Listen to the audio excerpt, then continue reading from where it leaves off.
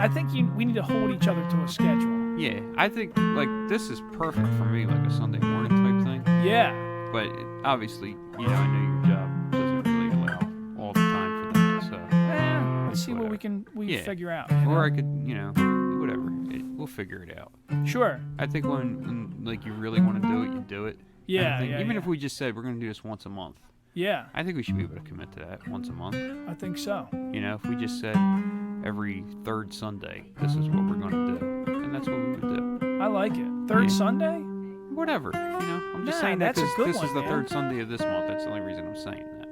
I think that's good. Yeah. Yeah. I think you just made a schedule. Yeah. You're the boss, man. Every third Sunday. That could be I don't know.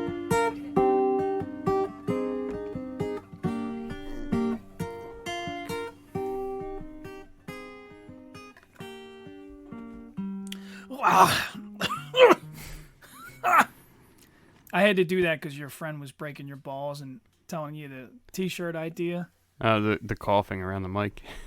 Dude, it's my signature move, man. Yeah. Well, you were sick that week. So. Yeah.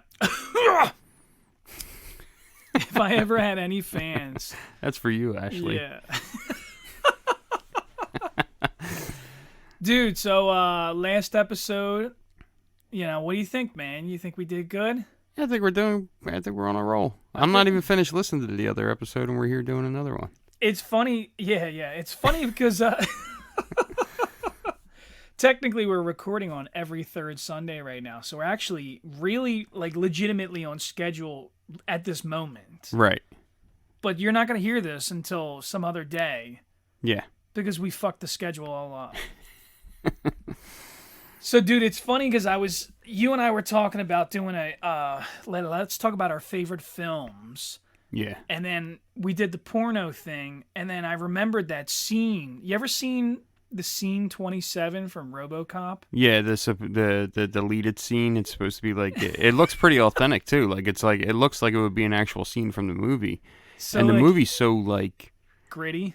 But gritty, but so over the top with it that you would almost think for a second, wait a second, is this really a fucking deleted scene from the movie? But then it just gets so redundant and just out of control. It's all right, I get it. Dude, he shoots everybody in the dick. Yeah, everybody. Let me see. Actually, I got to pull it up right here. Let's play the little intro to it. Let's see.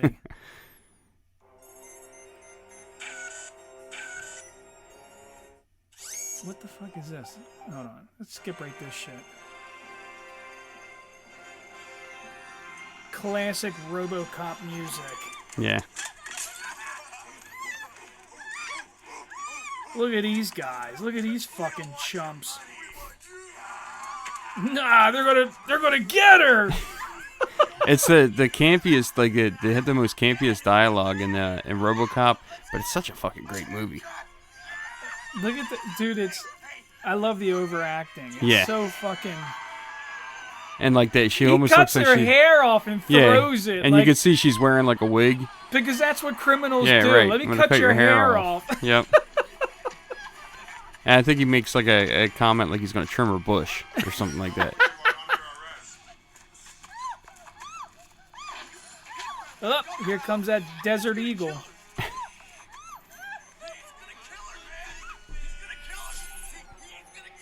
Yes. So this is an actual scene in the movie where he shoots the guy in the dick. But now this clip, they take it to a whole other level. Your move, creep. I love RoboCop. I love it. Yeah? Yeah. It's one of my favorites. I saw it when I was 7. Really? Yeah. We went to, we were talking on the last one, we when you back in the day, it wasn't you had all this access to movies. You used to spend $60 if you wanted to own a movie. A VHS tape used to cost somebody $60 fucking dollars. For real? I'm pretty sure that we would go to the video store, and it would be if you wanted to own this brand new and take it home and put it in your collection, it was astronomical money. You'd buy the VCR, and that's why you would rent the tape. That's why everybody would rent the movies for a couple days, spend a few dollars to rent it and then bring it back. But to actually own the tape. No shit. Yeah, $60? I mean, I might be overshooting it a little bit. I remember, I mean, I never owned anything as a kid, so like I didn't know. But I know that when I was in the Army and I had started buying DVDs, Yeah.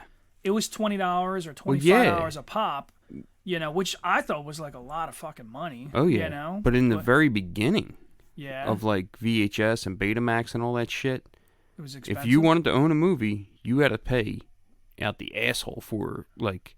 Isn't that everything though? Like look at look at Nintendo games. Yeah, Nintendo games were like fucking $65 a piece. Yeah, even like video games now. Like, well, I mean, I'm saying now, but I haven't bought a video game. I'm not like a gamer guy. Either. I remember, my kids are. I remember like 15 years ago when I had like a PlayStation 3 to buy like the newest like I used to play Cool Boarders, like snowboarding game. Right. I remember that being like $60 or $100 or something. Like it was a lot of fucking money. You had to like really decide. Well, it wasn't could just I that. buy 3 used ones? Right. Like the old shit that nobody wants anymore, or should I just spend my whole nut on this one fucking? Well, now it's like you buy the game. Yeah. Not to get too off track, but you buy the game for like $40, and then if you want to use anything that they have in the game, you got to also buy like a download pack that completes the game. And then you have like this deluxe edition where you're spending another like $50 just for that content. So you're spending like $90. They do. Fucking. It's like playing a little bullshit game on your phone. Right. Like I remember when I was. You get so far and now you gotta buy more shit to play. To get any farther in the game. Like 5 or 8 years ago, I got into that game, Clash of Clans or whatever the fuck Yeah, it was yeah. called. I think my kid plays that. The only way you could like get bigger is to like literally spend real money, like your real fucking money. I knew this one dude at the shipyard. He would spend like hundreds of dollars to play a fucking game on your phone. To play a fucking game that you're getting nothing from. No. I better get 2 blowjobs out of every $100. Fuck you. Yeah. Like, dude, there better be somebody at home making me fucking dinner for this $100. Yeah. You know? Yep. Fuck that. That's insane. That's insane that I just said that. Whatever, man. That's what I do. Yeah. Isn't that funny? Like, you always equate the value of something to... Blowjobs? Yeah, blowjobs or hand jobs or something like that. Sometimes I tell my significant other that we pay each other in sexual favors. I say this too. I asked my girlfriends, I said, are blowjobs like currency to women? Yeah. Now, it sounds terrible, but... I'm just saying, if you want me to fix some shit around here... Offer it up and see what gets fixed. I'll fix every fucking thing in his house in one day. Yeah. I'm not saying it's like that. I just think like in the world of like, of dating and, Oh, it's definitely the real world. Let me tell you something, dude. Blowjobs are currency. So, all right. So this is how I'm going to bring this back to movies. This morning, and this is going to ruffle feathers, but fuck them. I don't care. So this morning I decided, me and my son, we're going to watch Iron Man. He woke up before my daughter. Me and the boy are here alone. And That's one of my favorites. I'm like, dude, let's put on the first. This is the first Marvel movie. Let's put it on the beginning. And then maybe like when we have alone time, we'll just chip away at this and watch this Marvel Universe thing, yeah. Yeah, and he loved it. He was watching it. And I'm like, yeah, Iron Man. He's a mechanic. He builds things.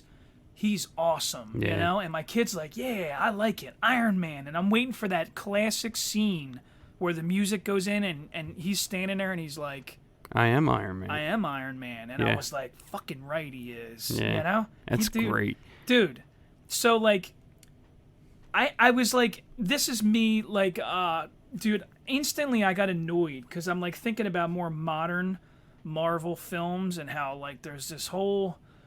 push for like feminism now, and I'm like, I'm getting annoyed because I'm like, dude, it's almost like they're pandering. There definitely is, but when you look at the characters, I got pissed off because I was like, isn't this fucking typical?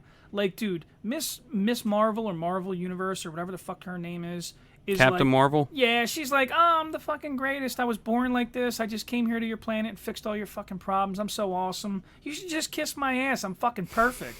And then here's this dude, Iron Man. We're watching this movie. He gets blown the fuck up. They shoot shrapnel into his fucking chest. He's got to invent this arc reactor and put it in his fucking chest and just to fix survive. himself. Just to escape from terrorists that are trying to fucking kill him and enslave him. but he's not that great. He's not Captain Marvel. You know, like, fuck you. I think that's the appeal of like Iron Man and Batman and stuff, is that they're All of regular them. dudes. They're dudes. Like Batman is so much more of a great character than like Superman. Superman could just do everything. There's no reason to have other characters in the DC universe because Superman could handle it himself. Dude, at the end of the day, Batman's just a guy. I never get impressed when you're like, oh yeah, this guy's just like, he's like perfect, or this, Right. now it's this woman, she's like perfect. We should all just worship her and idolize her, and she's so fucking great. You know why the Marvel universe has fallen off? Because now you've taken all of the struggle out of it.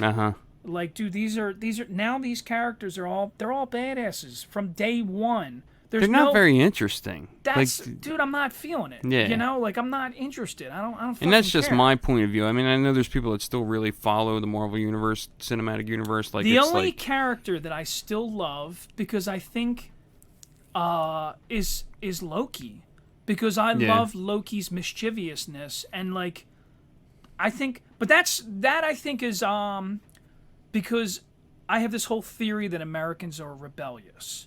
I think we love the villains. We love the villains more than the heroes. Yeah.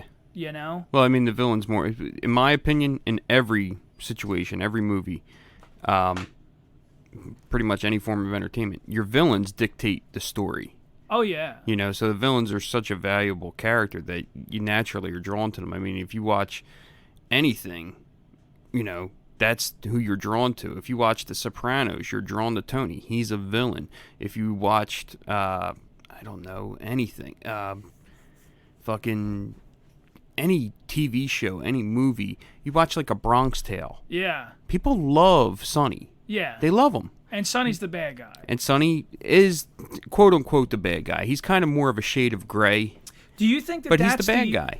I think that that's because in real life there's no such thing. Like, Sonny is the hero, but he's also the villain. That's a great movie. So, dude, a lot of movies, I don't think people realize that, like, there's no real such thing as the Batman and the Joker, because a lot of people are both. You know? Dude, at any given moment, everybody's a shade of gray. Yeah, man. That's the reality of life.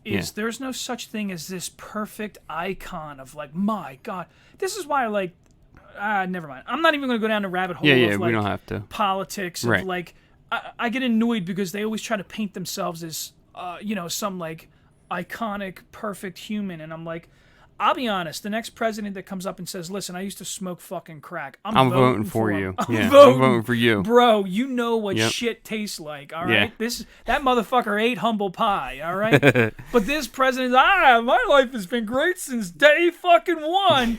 Dude, how are you going to connect to me? You're a fucking piece of shit. I don't care, dude. You've been raping people since you were a fucking baby. Yeah. Like, I'm not perfect. Just tell me you're not perfect. You know? It's, like, I'm tired of being lied to, Yeah. you know? But anyway, let's bring this back to films and, you know, let me do this. I feel like I'm always questioning you. Like, I don't know who the fuck you are. Right. But let's start the questions with, right off the bat, and I hate this question, but I'm going to say it to you anyway.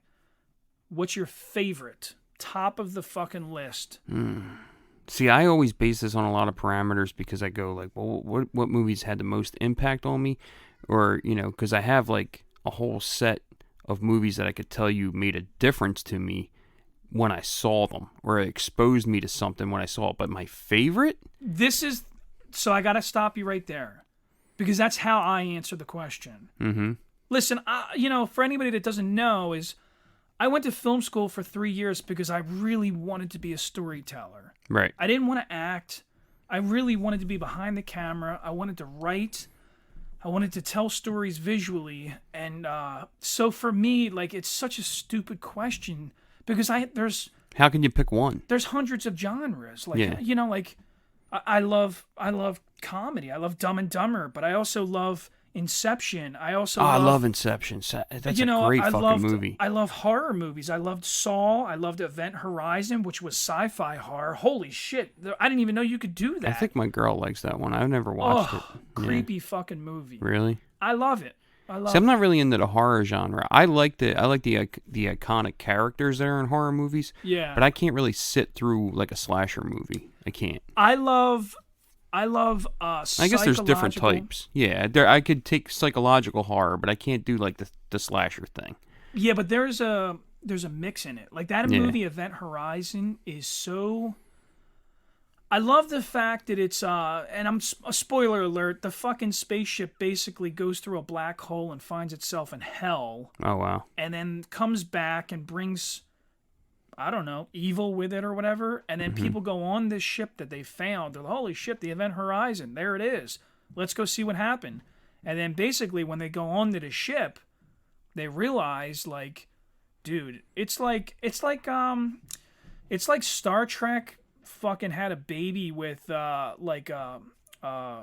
Hellraiser. It's like Wow. fucking dude, it's insane. It's like Yeah. you're watching it and you're like, fuck me, this is like, it is like, it's not slasher. It's just like gory, scary fucking shit. You know what movie scared me as a kid, and I still think to this day it's a really good horror movie, and it's kind of a slasher, but it's also psychologically fucking scary. Candyman. The first Candyman. Dude, you have is no so fucking good. You have no idea. Listen, I grew up on the edge of Chester, and there used to be abandoned The buildings. projects and the little boy when he goes in the bathroom and he comes out with the fucking and his hair's white or whatever the fuck. Like that's some scary stuff. When they cut that fucking dog's head off in the one scene, like that's some scary I'm gonna have shit. to go watch that, Dude, when you're 12 years old and you see that, that's what I'm trying to get at. Is when I was a kid, I seen certain movies that had an impact on me because what went on in that movie was so far removed from my reality that it just exposed me. Like it just hit a raw nerve where I was like, oh fuck, that's something that's real. Full Metal Jacket yeah, fucking freaked me the fuck out. Candyman scared me because I used to go hide and play in abandoned buildings. Yeah. Dude, the scene where the reporter chick, the blonde, climbs through the hole in the fucking wall, and then there's this crazy mural of a mouth that says "Sweets to the Sweet." That fucking scene scared the life out of me. No shit. I was like, "Oh my fucking god!" There's monsters in hidden buildings. Like there's a ghost in there. I'm not going in any hidden. When we were buildings. kids, we used to do Bloody Mary. You know, where we would like there was like that folklore that it was like something would actually happen, and we would tell each other like these fucking outlandish, scary stories as if they were fucking true. Yeah. So when they're in Candyman and they're doing that in the mirror, and they're doing Candyman, and he fucking shows up and like there's that flash of light, and then he's behind the guy and kills them or whatever. Yeah. I don't even know who he kills. I don't know if it's a girl or a guy. It's been doesn't so long even since matter. I've They're seen fucking dead. It's man. a scary fucking movie, man. Like it's a scary ass movie. Candyman's good, man. The first Candyman is top notch, in my opinion. And then Hollywood just shits all over Yeah, it. it makes sequels and waters it down and dilutes it. And So when I saw, and this will tie it back into the villain. When I saw the movie Saw, because I've never seen Saw. Never watched it. You gotta watch. I highly recommend watching the first movie and fucking stop. Yeah, don't watch That's any it. of the sequels. Because there's 9, I think, sequels, or I don't fucking know. But they took this incredible fucking story and they literally just kind of like just drove it until the wheels fell off, and then drove on the rotors until they fell off, and then just dragged it down the fucking street until there was just no metal left. And then like when that was still there, they dragged the rope a little longer and just fucking destroyed. Like, What was a good idea? it went from a rolling car that could drive down the road by itself to a pile of fucking blood and ash and dust and shit. Like there is nothing that resembles The original. It's Yeah. just dog shit. That's kind of how I felt about that fucking Many Seats in Newark with The Sopranos. There's like that prequel movie that they just made. Dog shit. Really, I didn't watch Oh my it. god, I'm such a fucking Sopranos nut. Yeah. Like when I tell you I've literally watched The Sopranos 100 times, I've probably watched it 100 times. Huh. Like I put it on in the background sometimes if I don't want to watch anything else, I just put it on. I hate spin-offs, and I hate when they try to like I hate sequels, I hate spin-offs, I hate Prequels? fucking prequels. I like, Leave it alone. Leave it alone, Leave man. it the fuck alone. There is so much imagination in this fucking world. We have 8 billion humans that are just thinking and thinking and thinking. If you take too much of the mystique away from that, you don't leave anything to the imagination, and now you've ruined the thing that everybody's loved. Wow. I don't need to know the origins. Dude, do you know what happens with Hollywood? Let me plan it out in my mind. Fucking Hollywood says, holy shit, that's a great story. Mm-hmm. How can we bleed every fucking dollar out of this thing? Yeah. That's all. I won't. I'm like, dude, I refuse. I'm like, I'm not watching. I'm not watching anything that's associated with this. I'm fucking done. Yeah. The story was done. It was fine the way it was. That Saw movie. Oh, so that's what I was getting at. Is Saw. Saw was great because you're watching this film, and I'm gonna do another spoiler here. Like, I'm just gonna tell you what it is. Okay, so there's these guys locked in this fucking room. And it's a lot like these escape the room things. It looks like the same thing. You're like, what the fuck's going on here? These guys are locked in there.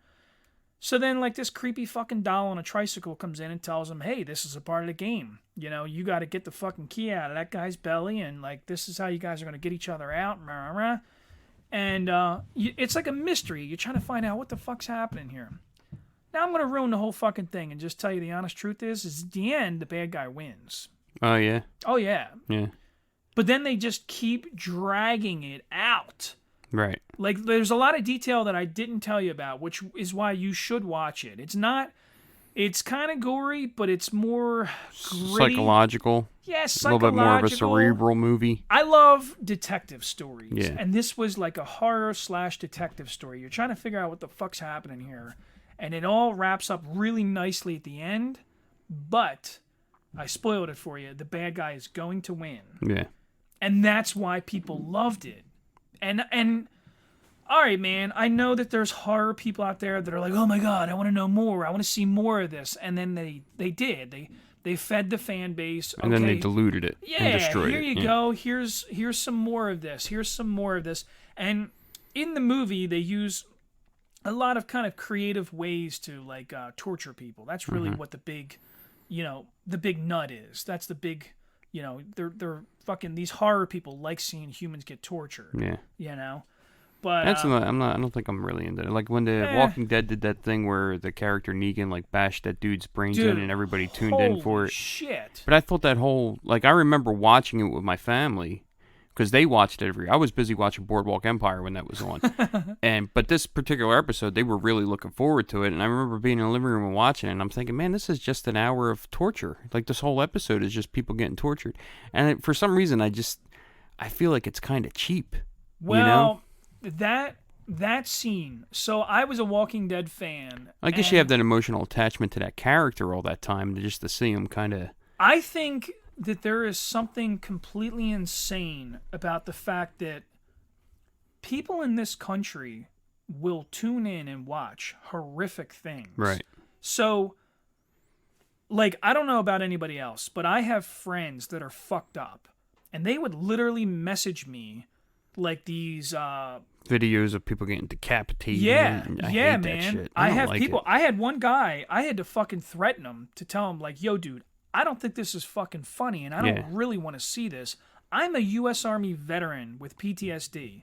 This isn't a fucking joke to me. Yeah, it's not funny. I've seen some ugly things. It's not cool. It's not cute. It's not cool. Yeah, like, this isn't like you're amused by this because you're detached. You've never seen this in real life. Right. If you stood next to, a fucking dead body and saw, like, what it actually is and smelled it and, like... And you know that beforehand there was life in that person. Dude, it's fucking crazy. I don't like that. So, that being said, I think that there are kind of sadistic people out there that really get a nut off at watching that shit. Now, Walking Dead, that scene in particular, I was, it fucked me up. Like, I was not really prepared for how brutal that scene was. Especially on basic cable. Dude, I think it's amazing that they can cash in on that. Like, you literally had a fucking snuff film on what's that, FX or AMC. AMC, Dude, you had a snuff film, man. You literally took a guy with a baseball bat and fucking killed off like a very lovable character that Which people happens love. it's part of the canon. I know it happens in the comic book by whatever, and I think it's great that that guy got as rich as he did off of a comic book. Like that's a dream for creators. Yeah. I just yeah. don't like that kind of watch this. Like let's Yeah, well, even if you're going to kill the character off, I still think it would have been, for the fans, as heartbreaking. right. But If you just killed them, but in the, like, even if you showed him getting hit and then, like, all right, the rest of it, but they didn't. Dude, they showed you literally- every little nook and cranny They showed of it. his head cracking the fuck open, Yeah. Which to me was like, dude, you can't show pornography on TV, but you can Yeah. show a fucking Right. human. You can't getting show his your head fucking crushed. nipples on Facebook wearing a diaper. You know what I mean? Like, you can't put that funny picture of you up on Facebook, but you can watch fucking AMC and watch a guy get his head bashed. All in. right, so for context, I think. Well, we anybody talked would- about it on the last episode. Did we? Yeah, we yeah. brought it up on the last episode. It was a funny picture of you. You were wearing like a ball gag and a crown and a fucking Yeah. diaper. But Facebook, you're doing enough goofy, offensive shit in there, but they took it down for nudity because your nipples were in it. Not a woman's nipples. Yeah. Your nipples. Yeah, but if I stood there in my bathing suit with my children, they would have went, this is a Yeah. wholesome picture. you Yeah, know? right. So, Yeah, it's just it's weird the way that works. But I bet you a shit ton of people tuned into AMC that week. So guaranteed it was record-breaking numbers television, yep. for that for an hour of particular fucking hour. torture. It's not just that scene that's torture. There was other scenes with other characters that were torture as well. Sure, You know. sure. But then, and then even on that show. And not that I'm holier than thou. I Nah, don't have a problem no. with violence as a storytelling mechanism. Yeah, well, so that show has violence, but I'll tell you this. So I eventually let go of Walking Dead because this is another thing that they just weren't. That character that beat that guy's brains in becomes a good guy later on. Dude, I don't want to fucking hear it. You painted this person as pure evil Right. for fucking 4 seasons, and then all of a sudden I'm supposed to have sympathy for him. you converted him. He's one of us now. Yeah. Dude, he literally, like, that girl, like, and let's talk about real life and resentments. Real life resentments are that the mother, the wife of God damn it, I can't remember Glenn? his fucking Glenn. Yeah. The wife of Glenn, her, like, in real life, she would have found a dark corner where that motherfucker was sitting at and blown his fucking brains out. There's Right. no law. There's nobody that's going to go, hey, man, I can't believe you did that. You're going to jail for the rest of your life. It's the fucking Walking Dead. It's the end of the world. It's post-apocalyptic. They should have fucking tortured him. They should have filleted him and spewed his fucking guts all over the, Right. But, we're better than that. We have a sheriff. He's retired from Texas or whatever. He woke up in a fucking hospital bed. Mm-hmm. Fuck you, man. Yeah. This is the end of the world. I'm fucking killing that guy. That guy is dying. He's fucking dying. I don't give a shit if he becomes a born-again Christian. He's fucking dying. Yeah, it's like you were Jeffrey Dahmer. Am I supposed to feel fucking sympathy for you? That's a whole other thing. I don't understand people that fucking get fascinated by... We were going to do a whole show about villains, and maybe this is that show almost to a certain extent. It could be a little bit of everything. It could be a little bit of both. But I don't understand the glorification. And this is about food, too. Yeah. Which, by the way, Big Daddies, we love your barbecue. Now we're going to talk about Jeffy Dahmer. Yeah, but I just don't understand how people tune in to see that and they get so fucking into it and they're, Jeffrey Dahmer's so cool. Jeffrey Dahmer was a fucking piece of shit, dude. Like, he was a piece of shit. I don't care how mentally ill he was. Like, he killed motherfuckers and ate them and all this other shit. Like, I don't get it. But Everybody he becomes loves like a pop culture icon. I don't get it. I don't get it at all. I'm going to sound like a it. dick for saying this right now, but it's because he's the villain of the gay community. He's the bad guy of the gay guys. Now, that being said, to shovel a little dirt on myself as well, like, I've always been fascinated by, like, I love mafia stuff and mafia movies and things like that. I got really into Richard Kuklinski, the Iceman, the guy that did those interviews on HBO. He was a contract killer. And I think he tells a lot of tall tales, like he killed this person and that person. I don't think he killed Jimmy Hoffa and all that shit, like he claims he does. But I got rid. So just to say, like, I'm not holier than thou. You know, like I do get a little fascinated by things like that, but in that sense, I just didn't understand how people flock to Netflix to see a Jeffrey Dahmer thing like that. I don't know, man. When I think about serial killers and these people, like even trying to understand a serial killer, why are you killing these people? You get off. Mm-hmm. You have to get some kind of release. Like what? Maybe like this will bring it back to like the addiction bullshit. Is like it's got to be like an addiction. I watched the interviews of the BDK Yeah. or BKT, whatever. BTK. BTK. Dude, that fucking Looney Tune guy. Mm-hmm. That guy, he literally is like thinking about like how he killed the people and very casually answering the judge. You're like, this fucking dude. And then he's like, oh, yeah, then I went home, took my kids to baseball practice, and then we went to church on Sunday, you know? Bro. Yeah. Like, the only way I can understand is it's an addiction for him. There's like this urge, this need to do this. You're getting off. You must be getting off. You must be like close to having an orgasm or something. Like, what is it that you're fucking doing it for? I always think that people are driven by their impulses, you know? So if that's your impulse to do that, why? And most importantly, like, I don't know. I think it's so. What I'm trying to understand is like I think there's a difference between a person that's a contract killer and does it for business. Like a soldier, in theory, is a contract killer. Your job's to go and do this. You kill the enemy. You're getting paid to do it. Yeah. That's your job. You're not supposed to like go there and fucking enjoy it and eat them afterwards. I think the idea behind Iceman was that he was so remorseless about it, and it's like he tell these stories about these contract killings and stuff, but then he sits down with a therapist and kind of explores the origins as to why he has no remorse about it or how he has no fear mechanism in him and things like that, and it goes back to like his childhood and abuse and things like that, and then it comes into, you know, he used to hurt animals along the way.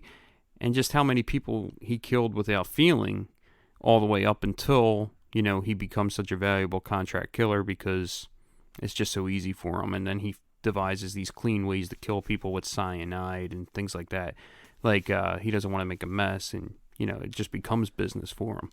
But either way, I mean, I'm not saying, like what I'm saying is, I don't want to sound like I'm shitting on people that love the Jeffrey Dahmer thing. Man, fuck Jeffrey Dahmer. I found a lot of interest in this other guy. Ted Kaczynski's the guy. Ted Kaczynski was a smart boy.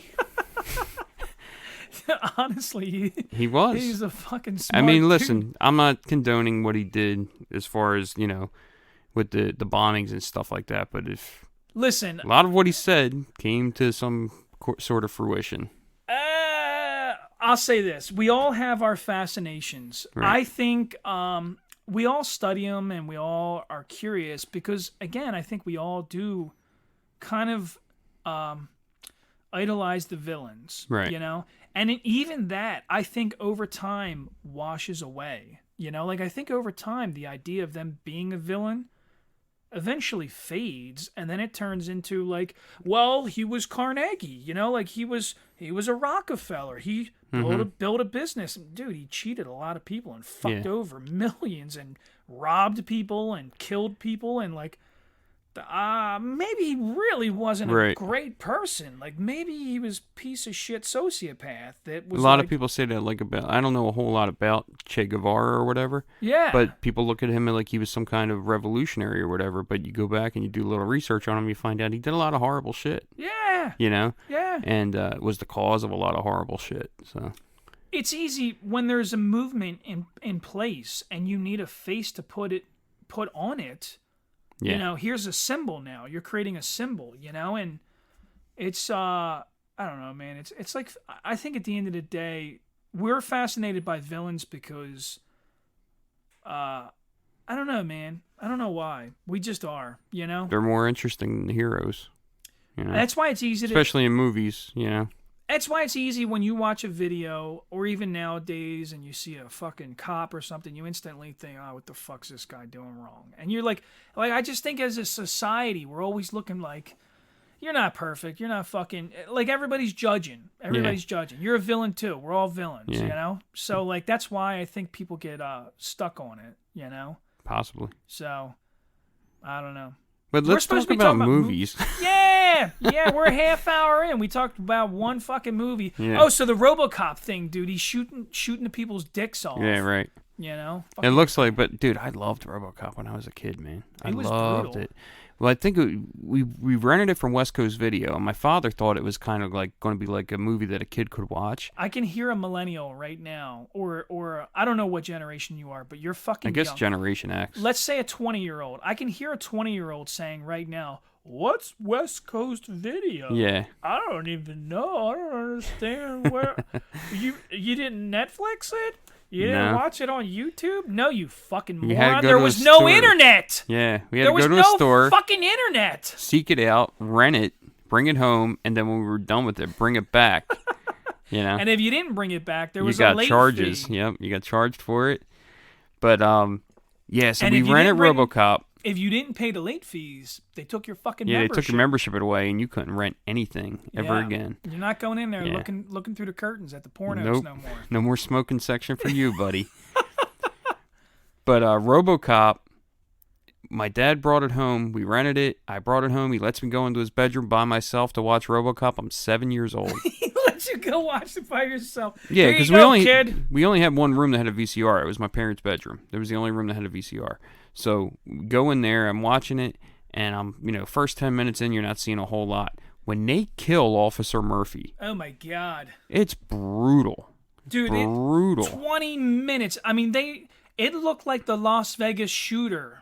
Like that fucking It's bad. brutal. There was like a fucking minigun. There was like Yep. fucking dude. There was anything. And they're being very casual about it. The whole scene where he's like picking targets on him. Yeah. And they blow his arm off, and it looks very over the top. Yeah. But it's gruesome. It's Yeah. and not something that a 7-year-old should see. Yeah. Thousands of bullets. Yeah. Thousands. And then you also have like a movie. You have parts of the movie, like you said, like he shoots the one guy in his dick, and then I'm trying to think what else happens in there. That one guy fucking melts. Remember, the chemicals he gets and then he gets ran. He's like melting. He's got like fucking acid on him, and he's fucking walking through the street, and fucking they're driving the van. It's like in one of the final scenes. The character Emil, one of the villains, gets Really? splashed with all these fucking chemicals, and he's melting. Oh my And he's God. walking through the streets, and his fucking flesh is falling off of him, and then they run him over, and he just splatters on the whole fucking screen. Dude, RoboCop was fucking iconic, but it made such a mark on me as a 7-year-old where it was like the shock of it was like, holy fuck, I got to show this to all my friends now, So, me and my buddy Michael, we would watch it, and, there's a scene where they're in a convenience store, and this guy's fucking shooting at RoboCop, and the bullets are bouncing off him, and as he's shooting, he's, like, walking backwards, he's like, fuck me. So me and my buddy Michael would always be like, fuck me. Like, we learned how to curse from fucking RoboCop, you know what I mean? I used to build. So his gun back before I knew anything about guns. The Desert Eagle? The Desert Eagle, I Yeah. used to build it out of Legos, and Yeah?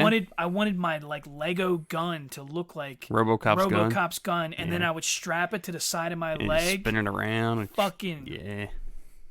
freeze, punk. And I love Ed 209, man. Oh my god, do I love Ed 209. What's that? The giant, the predecessor to RoboCop. Dude.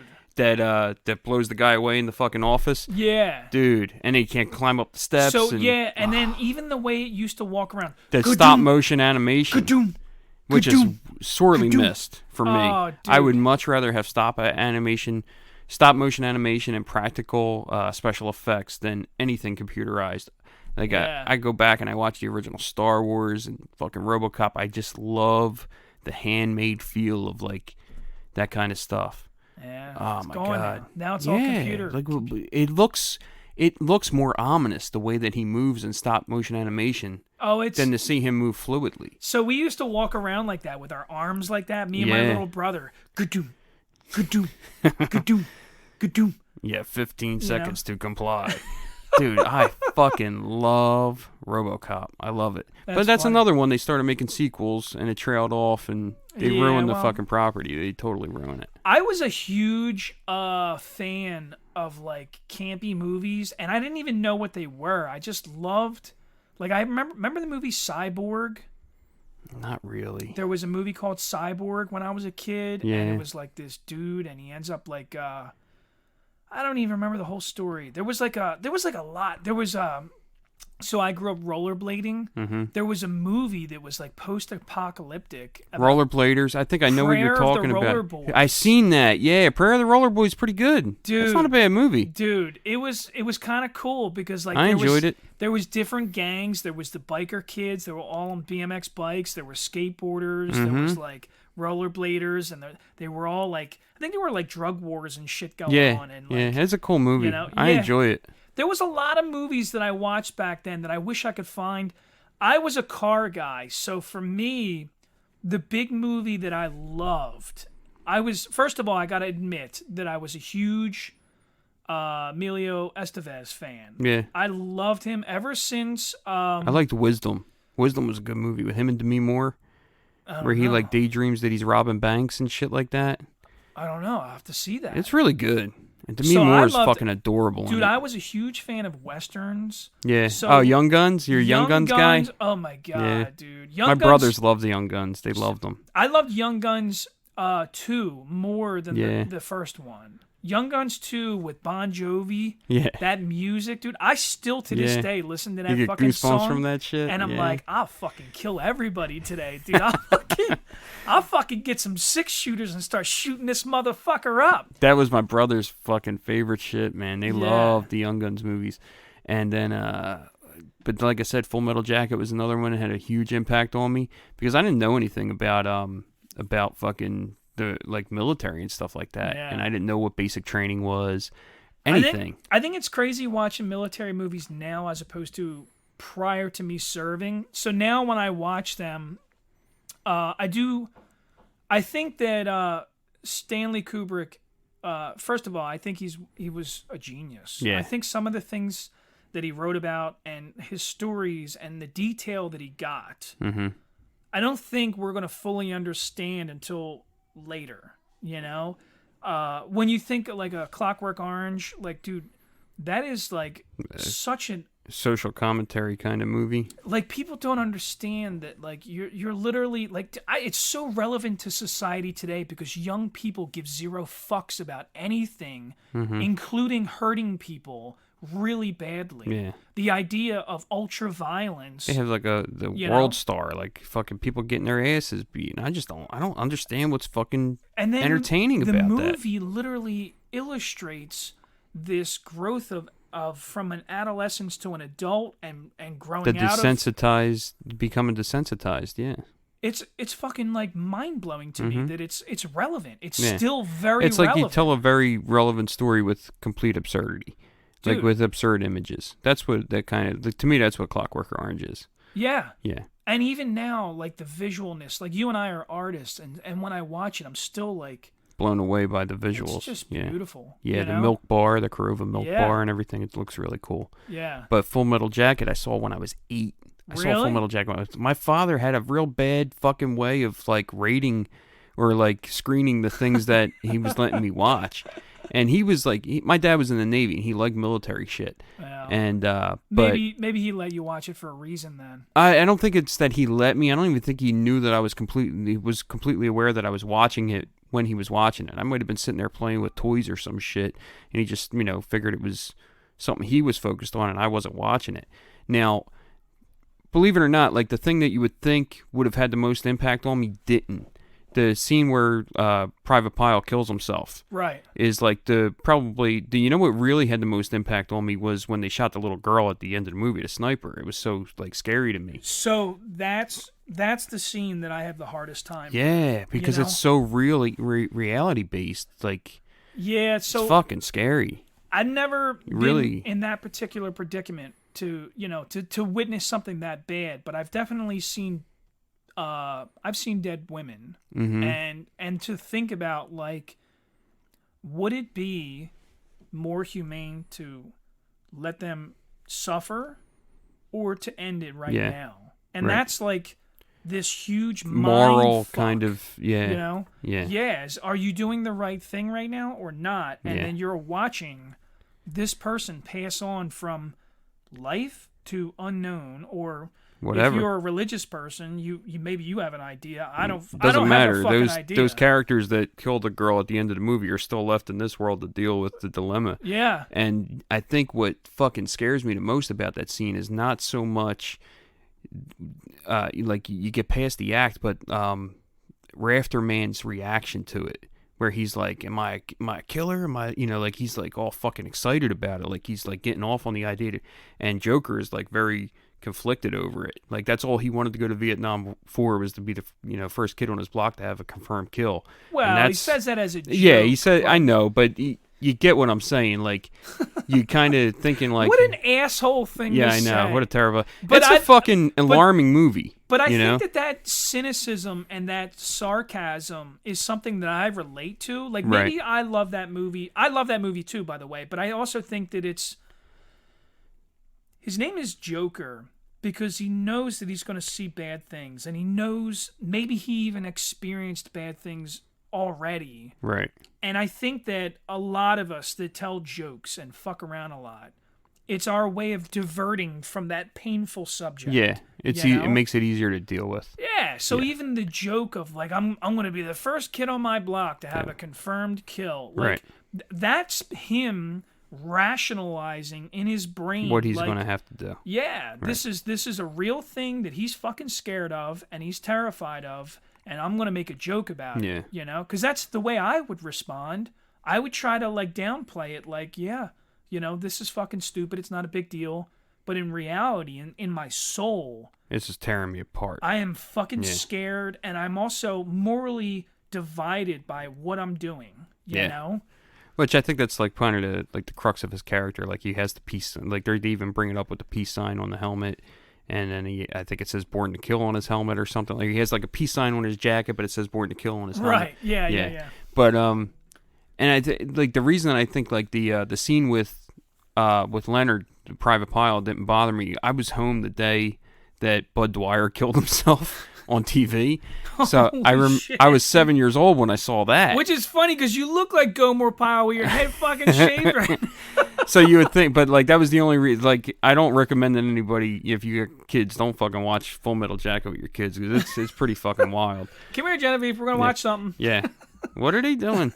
They're beating them with soap. Like, oh my god, what a fucking brutal movie. Scary.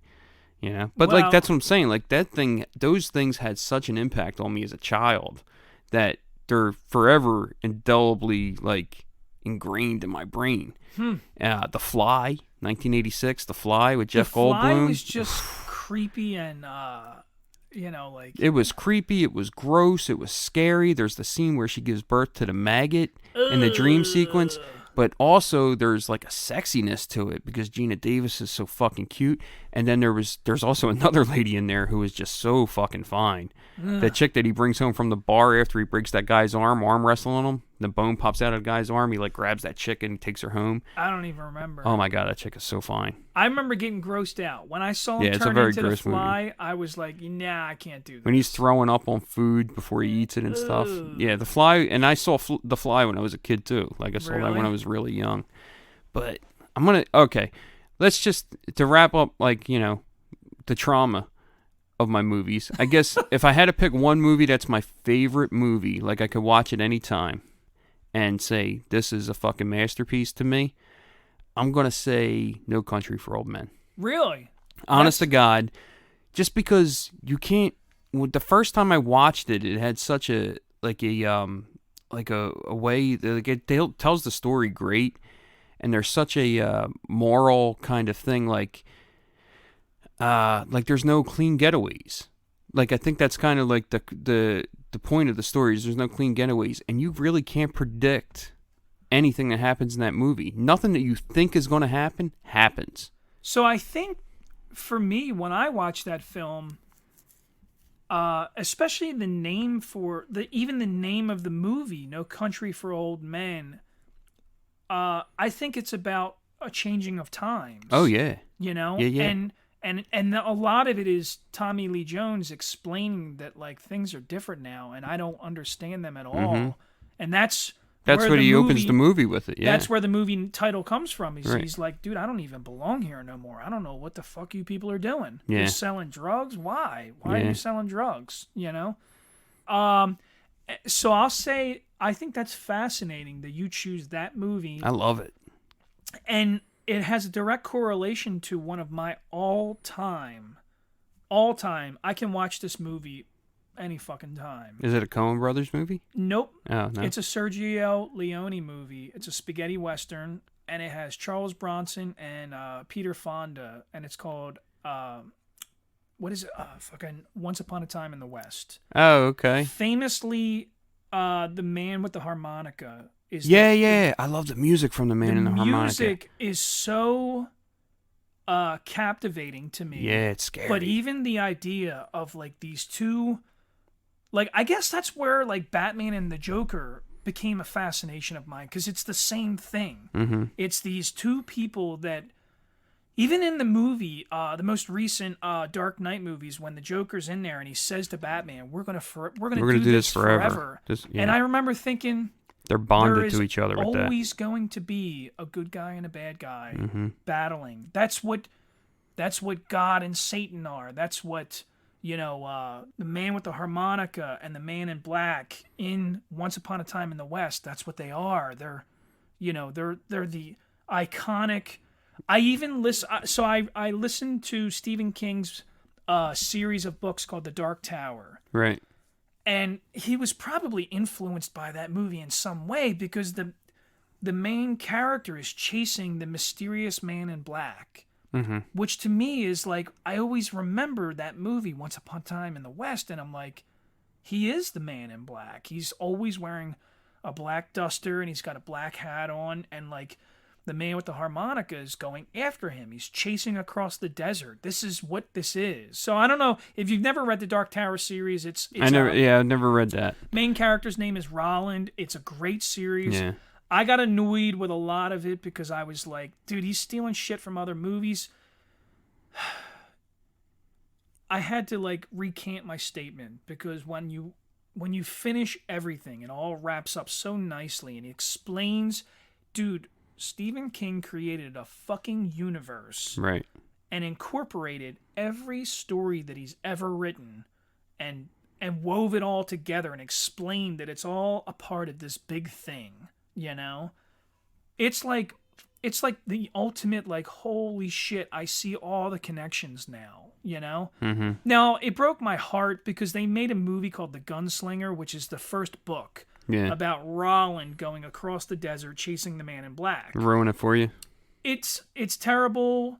It's some people are like, it's because it's Idris Elba and he's a black guy, and in the story itself, it's like this Clint Eastwood, Robert Redford, old white guy with white hair and white beard.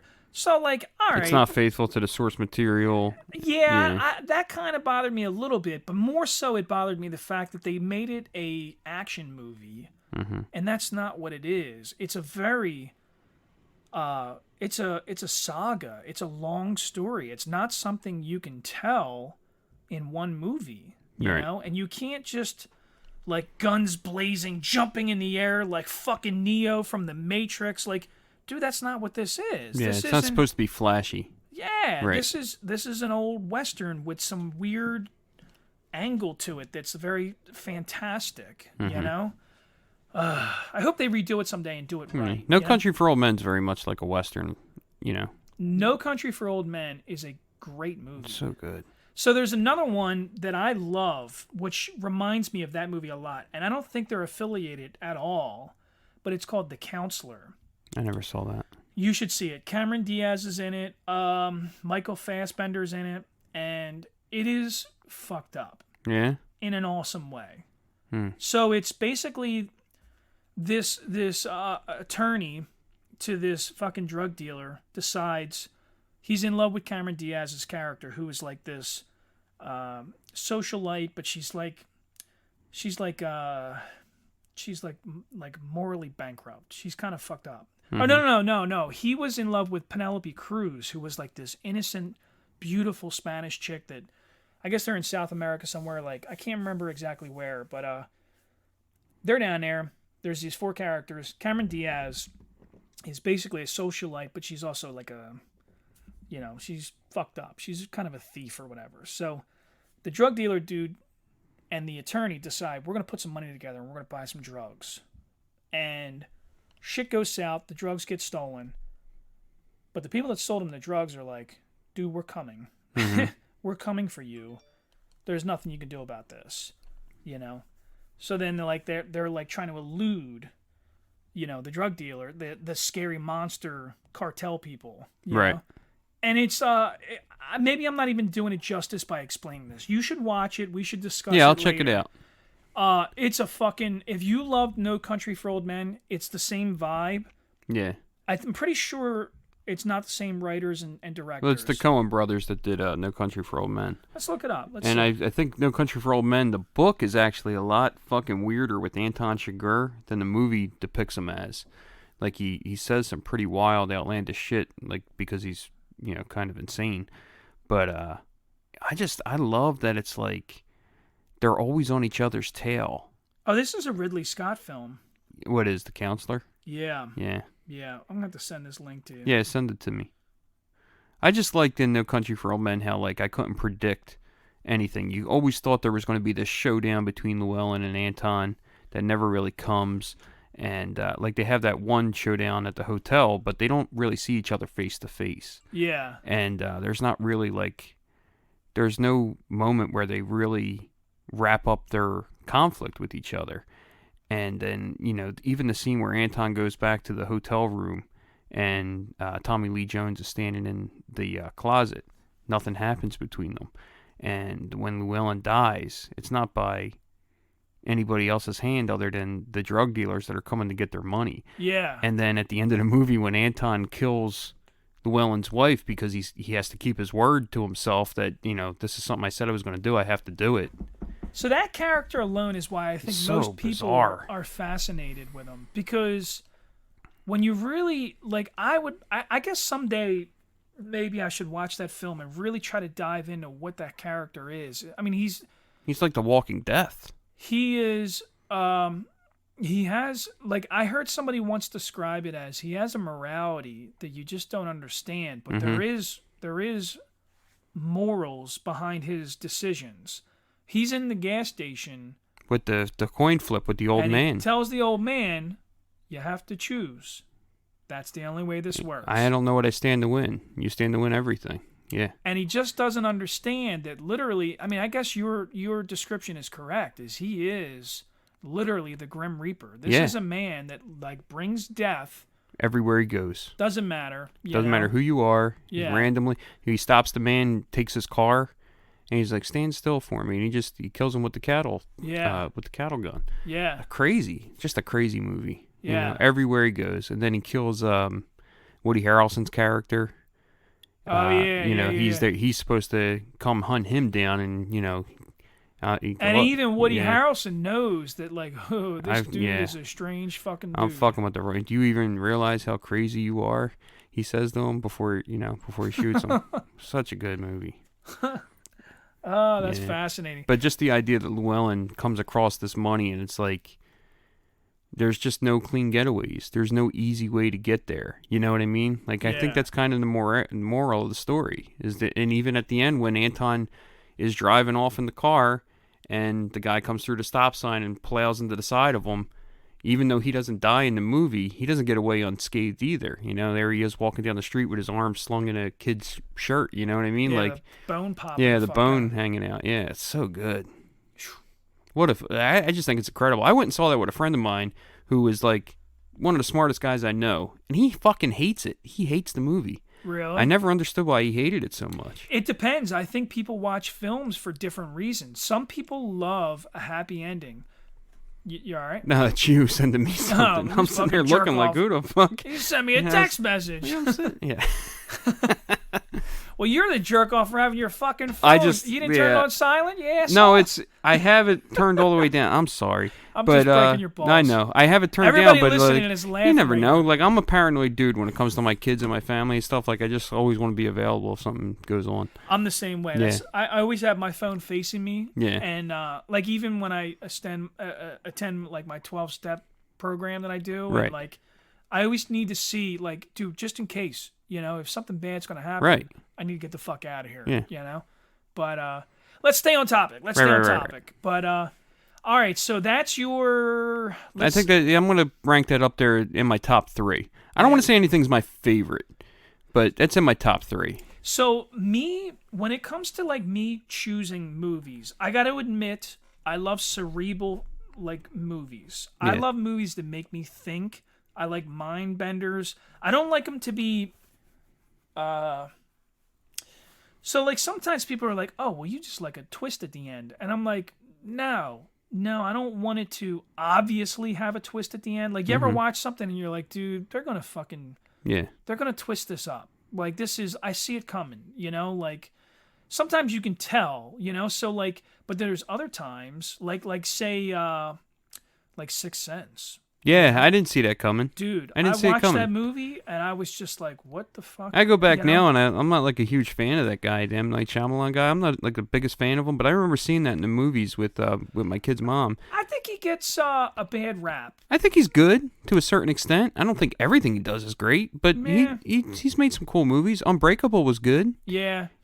I didn't really see Signs or whatever. My buddy loves that. My buddy loves that one. I didn't see it. I thought Signs was so great because that was one I really believe was well written. Because when you first see it, there's so many layers to what that word actually means, signs. At first you're thinking like, oh, it's about the aliens leaving fucking patterns in the fucking, but then it's like you don't understand why they're telling you these details. Why are there glasses of water all over the fucking house? Why is the little kid got fucking asthma? Like you're like, there's a lot of details that I don't understand what the fuck all this correlates to, And then in the end, it all makes perfect fucking sense for this exact one scene, which I think that is great storytelling. I think when it all adds up at the end, like we said earlier about that movie Saw, when you're watching Saw and you're going through the motions of the story and the story's telling you different parts and it's all weaving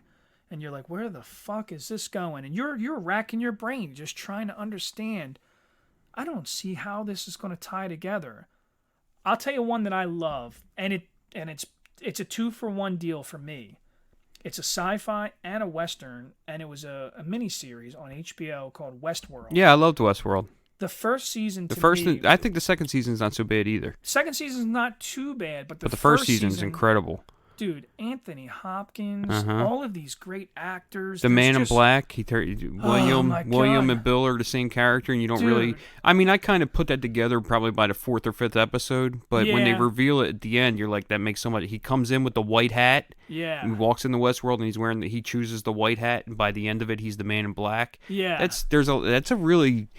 So that story alone, I mean, and that is just another one of these, like, it was getting weaved together as you're watching it. Right. You're thinking, where the fuck is this going? I don't understand. I think the problem with that show, why it ended, is just it got too far out of hand. I couldn't even follow it at the end. So I watched it all the way to, there's supposed to be one more season. There's a season 4 on HBO Max. Yeah.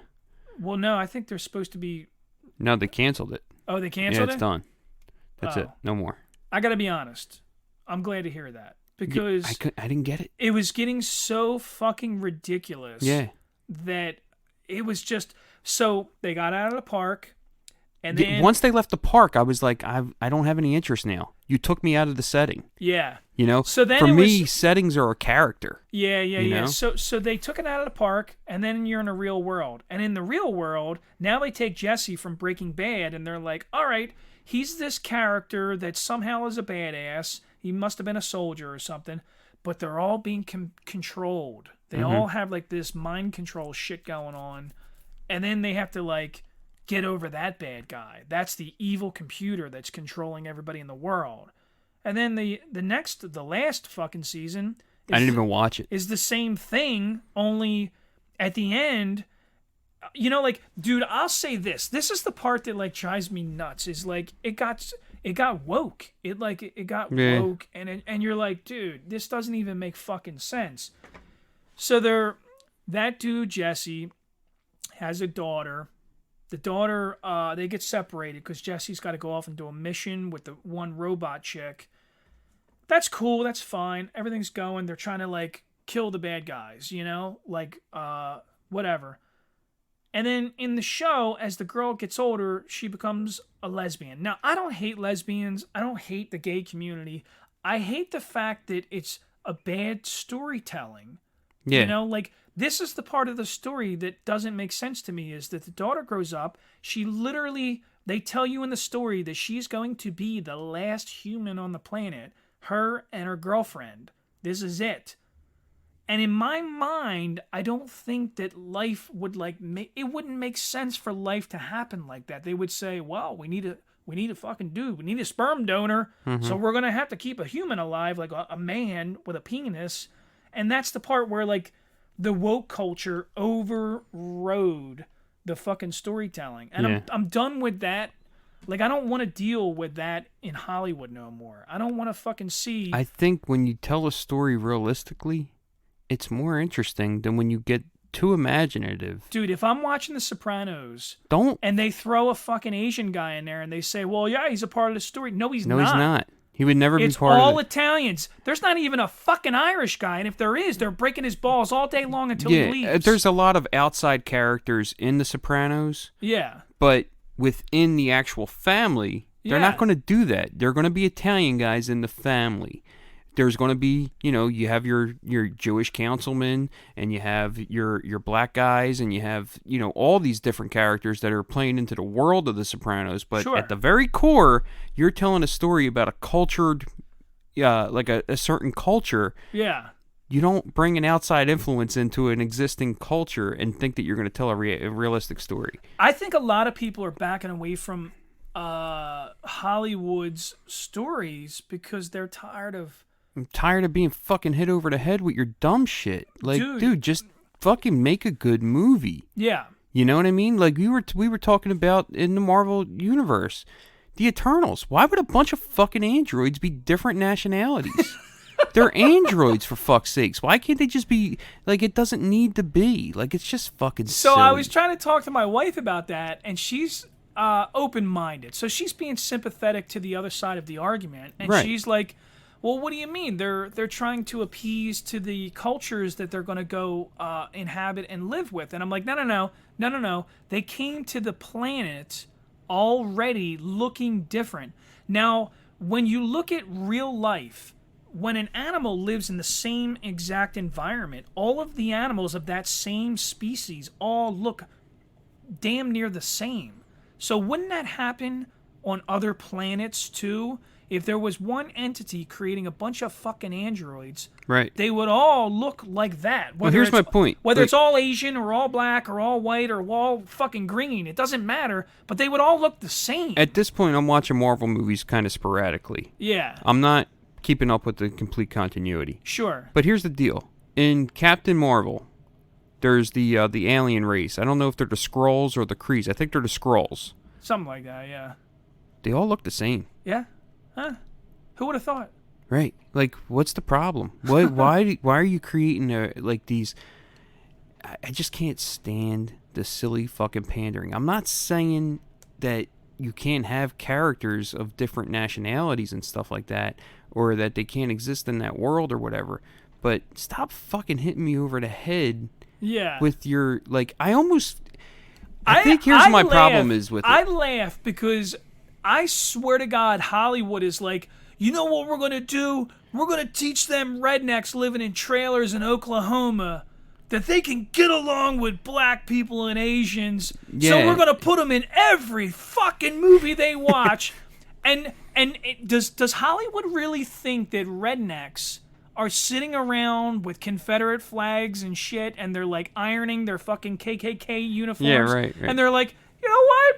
I watched Eternals and they all got along. Yeah, right. So I'm gonna abandon this fucking sheet and go. You know, dude, it's stupid. It's stupid. Fucking stupid. They're not watching that. They're watching some televangelist, you know, and they're donating their $100 a week to that fucking guy. Yeah, I'd much rather you just tell me the story realistically in a realistic fashion. I don't have a problem that they've like introduced You know, they've basically taken like the next generation of the Avengers and like made each character like a like an ethnic or gender based character different from its predecessor, which to me is like kind of redundant and silly. Yeah. And I kind of look at it as like, in my opinion, I don't have a problem. Sure. I don't have a problem with a black Captain America. I don't have a problem with any of that shit. What I have a problem with is, as the audience, don't you feel a little insulted? You should. Like, don't you feel a little bit more exploited than you previously were now? Like, if you took the Hulk after fucking 50 years of canon, the Hulk has been Dr. Bruce Banner, this white doctor. That's what he was created as. That's who he is. They revamped it at some point in the comics. They did like this little experiment where they made like Wolverine a woman. They made the Hulk an Asian guy. They, you know, all this stuff. But they didn't create a new character that was Asian that becomes the Hulk. They said that Bruce Banner was Asian. So it's like, as an Asian fan, don't you feel a little bit more exploited now? Like they think you're going to come out and buy this book now because the Hulk is fucking Asian? I think it destroys it. I think it ruins the character. But you know what I think is fascinating, especially in the comic book world, is the comic books have always been pretty liberal and pretty open-minded. Always. And I really do believe that, like, first of all, like you want more black characters? Why didn't you make a whole storyline about Warhammer? Like Warhammer or War Machine? Or War Machine, I'm Yeah. sorry. You know, War Machine, dude, it was right there in front of you. I just watched Iron Man and he literally was like looking at the suit like, "Yep, next time I'm going to be in that." And they did do characters like that. And like the Black Panther was always kind of like, nobody gives a shit about the Black Panther. But also, when I was growing up in the 80s, nobody gave a shit about Iron Man either. Yeah. Nobody yeah, fucking yeah. cared. Iron Man didn't get popular until they made the movies. Well, that's right now. And people don't realize that. The comic books were fucking nerdy and stupid. Right. To almost everybody. The Tony Stark in the comic book is not the Tony Stark that's in the movie. Yeah. He's a boring fucking rich guy in the comic books with an Yeah. alcohol problem. In the fucking movies, he's this quirky super personality. Like, Robert Downey Jr. has embodied this character and created a new Iron Man. Sure. That makes him so much more fascinating than the source material. But And I think that's what it takes, is you can take these characters. I mean, to me, like even Black Panther, if you want to keep going with this and build the story, I'll say that I think it is tragic that guy died. Oh, I think it. Yeah, I think it's sad because I as thought fuck. he was great, and I Yeah. thought he did the movie itself. I loved. Yeah, it's you great. know? But it's faithful to the Black Panther. Yeah, and It I is. think it's it kind of hurts my soul that they're like, well, we need to hold on to this, so now we're gonna make the little sister. She's gonna take over. But dude, how come you just can't leave it the fuck alone? You know, like Right. like there's other stories you could tell. I do believe that Warhammer, like dude, you let go of this War character. Machine. War Machine. I always fuck I that know. up. I just want to make sure you sound accurate. That's I all. know. I'm just not nerding it up enough Yeah. right now. War Machine though is like this opportunity, because I don't think he was a huge character. He's like a supporting character. He was a supporting character, but now you have this opportunity to take Don Cheadle and let him go ape shit on this character, and that could have been a part of this second generation Right. of Avengers, but you didn't. Yeah, You now were it's like I think it's we need Iron to Heart. take- The girl is like the new Iron Man. There's a girl that's like a new Iron Man. Iron Heart. Why? Right. You know? I don't know. You know? I guess just to make people. And then even Spider-Man was like an add-on towards the end of the Avengers. Like you Yeah. could have kept going with this. Dude, as good as those Spider-Man movies are, there's nothing that that has any resemblance to Spider-Man source material in the new Spider. Which I don't care. I love Spider-Man. I'll admit it that I love, because I didn't like the previous. I didn't like Tobey Maguire. I No? didn't like the other kid. I thought Spider-Man 2 with Tobey Maguire was fucking flawless. Really? I loved it. I don't think it was bad. I think he definitely was good as Peter Parker, because Peter Parker has that like that good kid look. Like Yeah. like I always think of and it's funny because other people look at Tobey Maguire and they're like, dude, that role he played in Brothers, that's his life. Like, Yeah. he's an evil fucking dude, and you're like, no, man. He's Peter Parker. Dude, he's a good dude. I remember him from Cider House Rules, and That was a good movie. I dude, like that movie. What a great movie. Yeah. You know? Dude. Listen, we could go on and on with this. I'm telling you right now. All right, so let's say that your top is No Country for Old Men. Now that's listen. Do you watch older movies? Do you watch black and whites? Do you watch? I don't go. I'm not like a film buff. I'm not like somebody who digs up like an old movie and just like analyzes something that's like too old. I pretty much watch what's generational to me. Okay. You know, so it's like anything that I grew up with. You know, and probably nothing before the 70s. Yeah. You know, okay. like, you know, my father loved like The Godfather and stuff like that. So I guess that's kind of like where my love of that stuff comes from. Yeah. Goodfellas I saw when I was fucking 10 years old because like that was like an event in my house. And what about foreign films? You do any of that? I can't say that. I mean, outside of like stuff that I've seen from Australia, not really. Like I liked I don't know if you ever saw Chopper with Eric Bana, where he plays Mark Chopper Reed. He was a former convict that becomes like a best-selling author. But the movie is like so short and sweet and like kind of fucking goofy, but it's a little violent and everything. But he's like this quirky, like fucking quick-witted fucking like criminal. Huh. It's pretty cool. You would like it. I'm gonna have to watch it. It looks really out of character for Eric Bana. Like he's kind of bulky and chunky in this movie. Like he doesn't look like Eric Bana. Really? Nah, it's weird.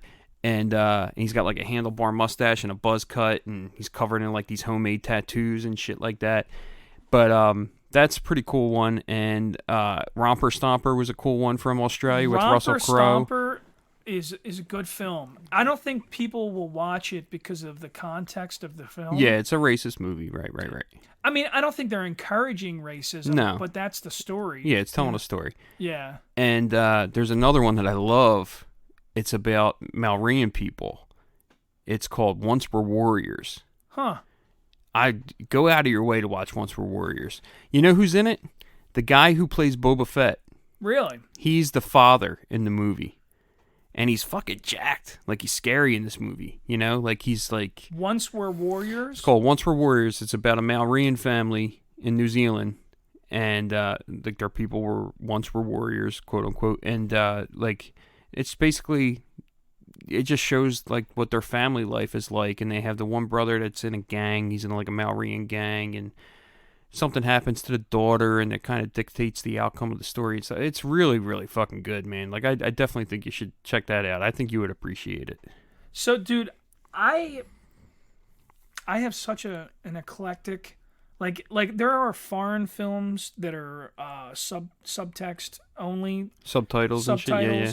Yeah, but like there's just so many great films. Like I'm surprised that you draw samurai and you don't watch. I don't know shit about samurais. I just like them visually. You don't watch any of the even some of the more later ones. Like there's a movie that Jet Li did that I am still to this day. I think it's definitely on my top 10 list. It's called Hero. No, I never saw it. It's fucking fascinating. Yeah. It's one of my favorite sayings that I heard specifically in that movie, and it says at the end of the film. He says there are heroes on both sides of the battlefield. You know, it depends on who's telling the story. And I was always fascinated by that idea because then I started... History is always written by the winner. Well, that's the way it always goes. But then when you start thinking about it, and I would kind of question people, and I would say, well, don't you think that there were some German soldiers that didn't necessarily believe in what Hitler was doing, but they just... Had to go along with it. They had to provide for their families, and maybe they fought heroically, but it wasn't because they particularly believed in the ideals, Jews, right? You know, they had to do what they were told to do. You know, and me as a soldier, I guess I can sympathize with that because I didn't necessarily like some of the things we were doing. I didn't like George Bush. I didn't like why we were in Iraq. I thought it was all bullshit. But like. I'm a soldier. That's my fucking job. Yeah. I don't like you signed up to do what you were told to do. A lot of things the U.S. government tells me to do or tells the people they're doing. Yeah. But it doesn't mean I don't love being an American. I'm a fucking American. I love this. Let's not go down that fucking... No, I know what you mean, though. Man, I keep touching on this political shit. You know what it is because it's almost like you're talking about, the Nazi army or whatever like that, and sadly, it's always like we always have to edit all of our statements. Yeah. Because you don't want it to be misconstrued by somebody. No, by you don't no want people to means. go, oh, well, this dude's a fucking racist because or he's glorifying this. It's like, let me explain it away so you understand the context in which I'm saying it so that you don't fucking come back at me and, Dude, I'm done. I'm almost done. You don't want to apologize anymore. I'm done. Yeah. I'm seriously done apologizing. Like lately, I'm like people are accusing me of like stupid shit of being racist, and I kind of want to like be a dickhead and like post a picture or videos of me and my wife and kids just hanging out. And Right. I'm like, dude, you don't get it, man. I'm open-minded enough to think that not everything is black and white. You Yeah. know, and.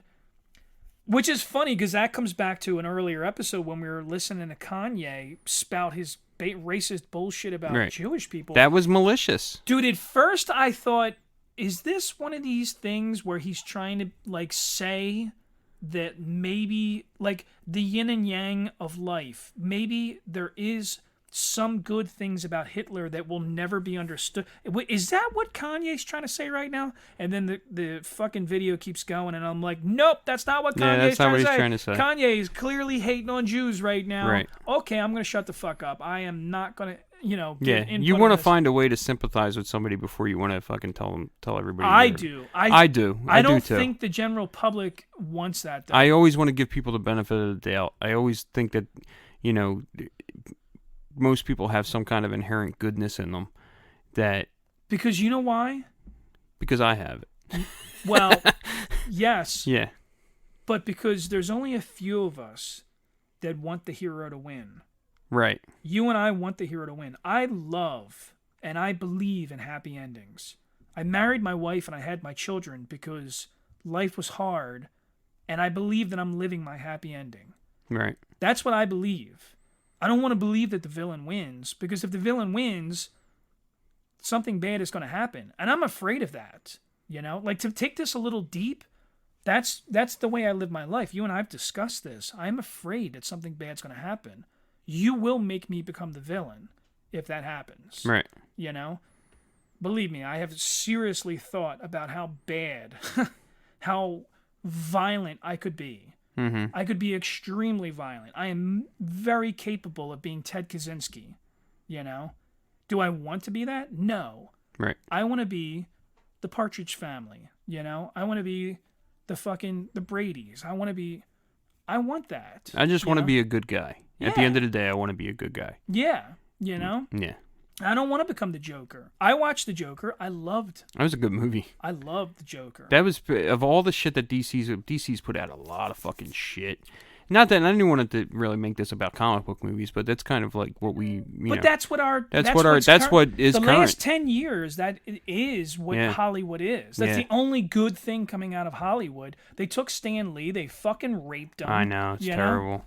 And people even close to Stan Lee that were fucking stealing from him. Oh my god, terrible. Dude. And look, Stan Lee created a lot of that stuff. A lot of people give him all the credit. They don't give a lot of credit to Steve Ditko and Jack Kirby, who, really, Jack Kirby, like, created the Marvel Universe, Yeah. Like, those guys really need their due. But, that's kind of like a whole other situation. We could do a whole nerd podcast just on that. But, yeah, I just think that I almost feel like there's too much comic book content out there. That's where I'm at. Yeah, can we dial it back a little bit and give me like an original movie? What happened to movies like The Professional? Dude. You know what I mean? Like, what happened to fucking The Departed? I wrote in my head, and this is how much of a dickhead I am. This is how much of a hypocrite I am. I wrote a sequel. To The Professional? To The Professional. Where Matilda grows up as Matilda grows up and continues down the path and Yeah. becomes the next Louie, Leon. Leon. Yeah. Yeah. Yeah, so like in my head, like that's the only logical way that story can go. Right. And I hope to God nobody does that. That's a flawless movie. Yeah. It's beautiful. And I mean, it's really a love story, as inappropriate as it sounds. Yeah. Yeah. Yeah. It's a love story. I mean, she's definitely in love with him. Right. But she gives him every reason. Like when he tells her when he's putting her down the shaft to through the building. Like, you give me a reason to live. I want to have roots. That's a beautiful scene. I think it's more. I don't think it's a love scene. I think it's father and daughter. Yeah, I think that, but I mean, it's a love story. Whether yeah. the context of it is a couple, I don't think it's necessarily a couple. I don't think he's in love with her. Sure. She's in love with him. Yeah, yeah. You know, she's but he loves her. Like, he wants to take care of her. He wants to have the things that she wants him to have. Isn't that, like, when you think about what the story is, though, here's this man that goes through life and he has no purpose. I can recognize that because prior to me having children, I felt that. I felt this, like, I'm not fulfilling something here, And especially me having children later in life, prior to meeting my wife, I felt very hollow and very empty. The things that I'm doing mean nothing. I'm not doing anything. I'm not sending anything into the future. And I think that's the point of that movie is, like, Leon... He's a villain in the beginning of the movie. He's a bad guy. Yeah. He is the big scary monster that the mobsters call. And then this connection to life that he finds, here's this little girl that needs to be protected. He suddenly realizes this is his purpose, even if it kills him. And you have these detectives that are supposedly the good guys. They're really the villains in the movie. And dude, what's his face? Fucking Gary Oldman. So good. Such a talented actor, dude. Dude. The thing where he cracks his neck. Yeah, after he takes the pill. Dude, and he's listening to classical music. That is so fucking well done. Yeah, it's like, cool. Dude, that made that character look so grimy and like... And when he cracks his neck, to me, is always this transformation of like, okay, I'm a piece of shit cop right now, but now I'm going to be fucking evil. Yeah. Now I'm fucking, like, Satan. Yeah. Yeah. And then when he's walking through the fucking apartment and he's, like, dancing to the classical music and talking about how much he loves Mozart. And it's so good, man. That's a really cool fucking movie. So good. One of my absolute favorites. One of my favorites, too. That's in my top 5, probably, yeah. And this is another one of them where I want the hero to win. Oh yeah, I want Leon. And you're heartbroken when you see Leon. You see it through Leon's eyes as he goes down to the floor when Stansfield shoots him in the back of the head or whatever. Yeah. But when he rolls over and he goes Stansfield and he's like, at your service. And he fucking reaches over and puts the fucking pin in his hand. And he opens his hand and realizes he's got a grenade pin in his hand and opens his jacket. And you're like, oh, fuck, man. Leon, you are the baddest motherfucker who ever lived. And then just that giant... oh, man, fucking the professional, dude. Yeah. I can feel my little dick getting hard right now. Dude, that fucking movie is so goddamn good. It's so goddamn good. And, like, fucking Matilda is so lovable through the whole movie. Like, you think, like, she's this bad little girl, and she's actually just this soft-hearted little fucking kid, So good. Oh, man. The innocence of childhood. I just love stories that illustrate those things that we cherish. At the end of the day, really, when I see movies like that, like, first of all, I have this theory in my head that I'm here to protect my family. That's the way I look at fatherhood.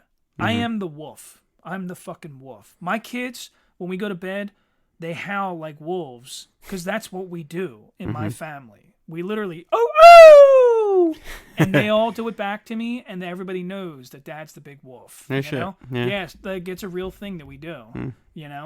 And in my eyes, I'm the wolf that protects their innocence. I married my wife because I believe that she's an innocent person. She's a good person. She has morals. She cares. And I love stories that resonate with that culture, that idea. The little girl, she's mischievous, but she's not a bad kid. She's redeemable, Yeah.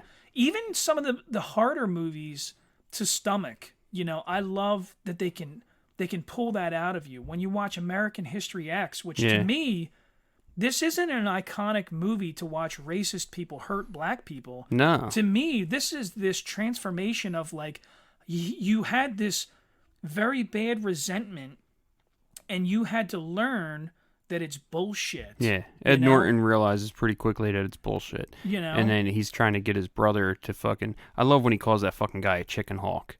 The fucking... yeah, it's fucking great. Because that's essentially you're what he preying is. on you're fucking preying people. on these and fucking he kids. says that. He literally says it. But it's the truth is, like, you're a person that knows how to manipulate people. But as a whole, people watch that movie and all they remember is him fucking stomping that guy's fucking mouth into the curb or whatever. That's all. They miss the point of the fucking movie sometimes. Well, and then so like to me, understanding that film is understanding what a resentment is. Right. You know, and like the hatred that people hold towards each other, and this, you know, it's just. That's the fucking problem with the world is, man. Yeah. That's why racism is a thing. It's a resentment. At the end of the day, it's, you're holding on too tightly. Yeah. People hold on to their pain like it means something. Yeah. Yeah, you got to move on. Well, and that's what victim. What do they call it? Victimhood is. You know, like nowadays there's like this cultural thing where everybody thinks that they're the victim, and like. Right. You may be to some extent, but instead of using it as a crutch, you should use it to build you up and become stronger. You didn't like your weight, and you were like, I could sit here and blame McDonald's, or I could blame this, or I could blame that, or I could blame everybody. Man, but at the end of the day, I'm the one who's not fucking exercising. I'm the one who's eating the bullshit. Like, I'm the only one to blame for it. And, change it. You know. Well, and most importantly, it's like at what point do you just draw a line in the sand and say, you know what, it doesn't fucking matter who caused it. Yeah, I gotta fix it. It's gotta get fixed. Yeah, you don't go to work fix it. and fucking fuck something up and then go, well, that's the end of the day. You know, you fucking work it out and you figure it out. You know, that's it. All you can do is live in this moment. You know, so I don't know, man. All right, so I'll tell you what, man. We've been going a long time now. We talked about a lot of dramatic films and stuff like that. But leave it on a lighter note. What's our favorite funny movie? Dude, what is your absolute favorite comedy? Like, what makes you just die laughing from beginning to end? Or maybe there's more than one, because I have... Yeah, there's a lot. But I'm going to pick one that really is meaningful to me because I saw, like everything, I saw really way too young than I should have. This is one of my absolute favorite fucking comedy movies ever. And I think it should have ended at some point without going into the rest of the movie. Like, I think they should have just ended the story when these guys got out of basic training. I'm going to pick Stripes. Really? I fucking love Stripes, dude. It's so quotable, and I just laugh at every fucking scene. I love Bill Murray. Bill Murray is a win no matter what. Yeah, dude. He really is. Dude, Bill Murray in fucking, in Kingpin, he's the best part of it. Big Ernie McCracken is the best part of the fucking movie. Dude, Kingpin to this day. So fucking funny. Dude, I die laughing even thinking about Kingpin, man. Oh, yeah. And Randy Quaid. Yeah. Big Amish Big dumb Amish guy. Dude, there's just so many fucking Woody scenes. Harrelson. Dude, Woody Harrelson's so fucking cool, man. I love Woody Harrelson. Dude, what a cast. So Kingpin is definitely on my list of I could watch that fucking movie 1,000,000 times and Stripes. laugh every time. All right, so Stripes is so fucking for you? good.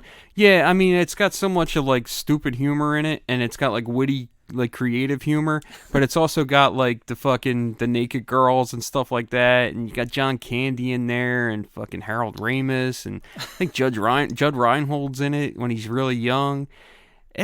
Dude, I love it. The scene when they go to enlist and they're sitting there across from the recruitment officer, and he's asking them questions, and he's like, either one of you homosexual? And they look at each other with this look and they fucking, and they turn around, and fucking Harold Ramis is like, you mean flaming? Or and he's like, it's a general question we have to ask.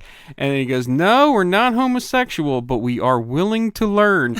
Dude, it's so fucking good, man. I love fucking Stripes, dude. I absolutely love Stripes. And then fucking John Larroquette plays I don't know what his rank is or whatever, but he's great in it too. And he's when he's fucking standing across he's watching the females shower. Yeah. In that one scene, and he's got the fucking telescope, and he's fucking looking at them shower, and he's saying all this dumb shit under his breath, and he's like, oh my God, I wish I was a loofah. Dude, I fucking love that movie, man. I love it.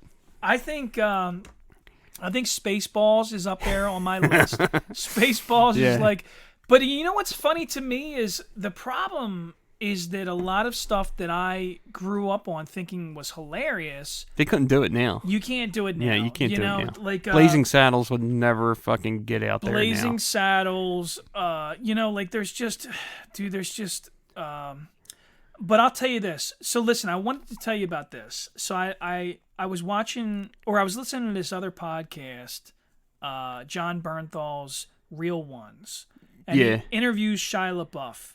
Shia LaBeouf tells this story about this famous AA speaker, this guy Sandy Beach. Sandy Beach basically retells this Chinese parable about a farmer that goes through these trials and tribulations, and after each trial and tribulation of whether it's a good thing or a bad thing that occurs, he always says, well, like the villagers would run down and say, oh man, isn't it great that happened? And he would go, well, maybe. And then something else would happen because of that was bad, and he would go, well, they would ask him, well, that's horrible that happened. He would go, well, maybe, Yeah. And it's this constant series of events, good and bad, that are all linked together and couldn't have occurred without the previous one. So that being said, I was sitting there listening to him, and I was like, you know what story this is? It's Dumb and Dumber. It's fucking Dumb and Dumber. Yeah. So when you watch Dumb and Dumber, there's these two fucking morons. Dude, Dumb and Dumber's fucking hilarious. Fucking Lloyd sees the woman that he falls in love with. Right. She loses her luggage in his eyes.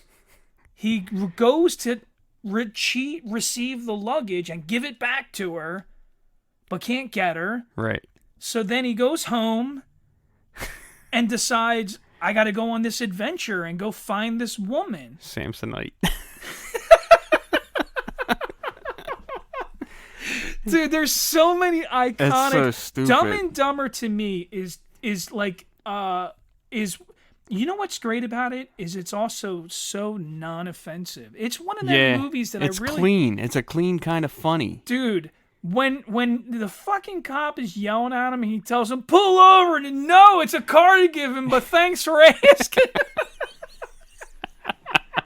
How fucking stupid is that? I love when dude, I don't know why, but it makes me die laughing. What are the chances of a girl like me and a guy like you getting together? Like, he fucks it up already. Like, he already fucks it up by saying that. Like, he meant to say a guy like me and a girl like you.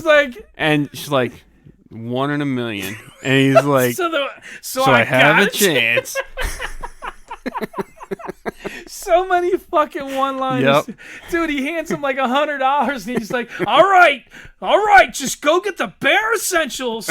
And he's coming back with this giant 5-gallon hat and 2 cases of booze. What the fuck, dude? I love when they're on the moped. And nudie mags. They're on the moped and he has to piss and he's like, just go. Just go. Just go, man. Just go. And their boogers and shit are all dried up the side of his face. They're frozen on there. Oh, what a stupid movie. When they go to the fucking, and they're wearing the orange and blue suits and he hits them in the back of the legs with the cane. So stupid. Mock. Yeah. Bird. Yeah. You want to hear the most annoying sound in the world? It's so stupid. Dude, I do that to my wife sometimes when we're driving. I'll look over to her and you want to hear the most annoying sound in the world? Don't fucking do it. Don't fucking do it. What a fucking stupid movie. Dude, do you know what? Speaking of loud noises like that crack me up. Dude, you remember Coneheads? Yeah. Scene, my fucking niece loves Coneheads. Dude, I think it's hilarious. She's insane. She loves it. I enjoyed it. I thought it was great. So like the one scene in particular that just tickles the shit out of me is the mom is walking through the fucking supermarket and looks over and sees a bunch of eggplants and screams through the store. She's like,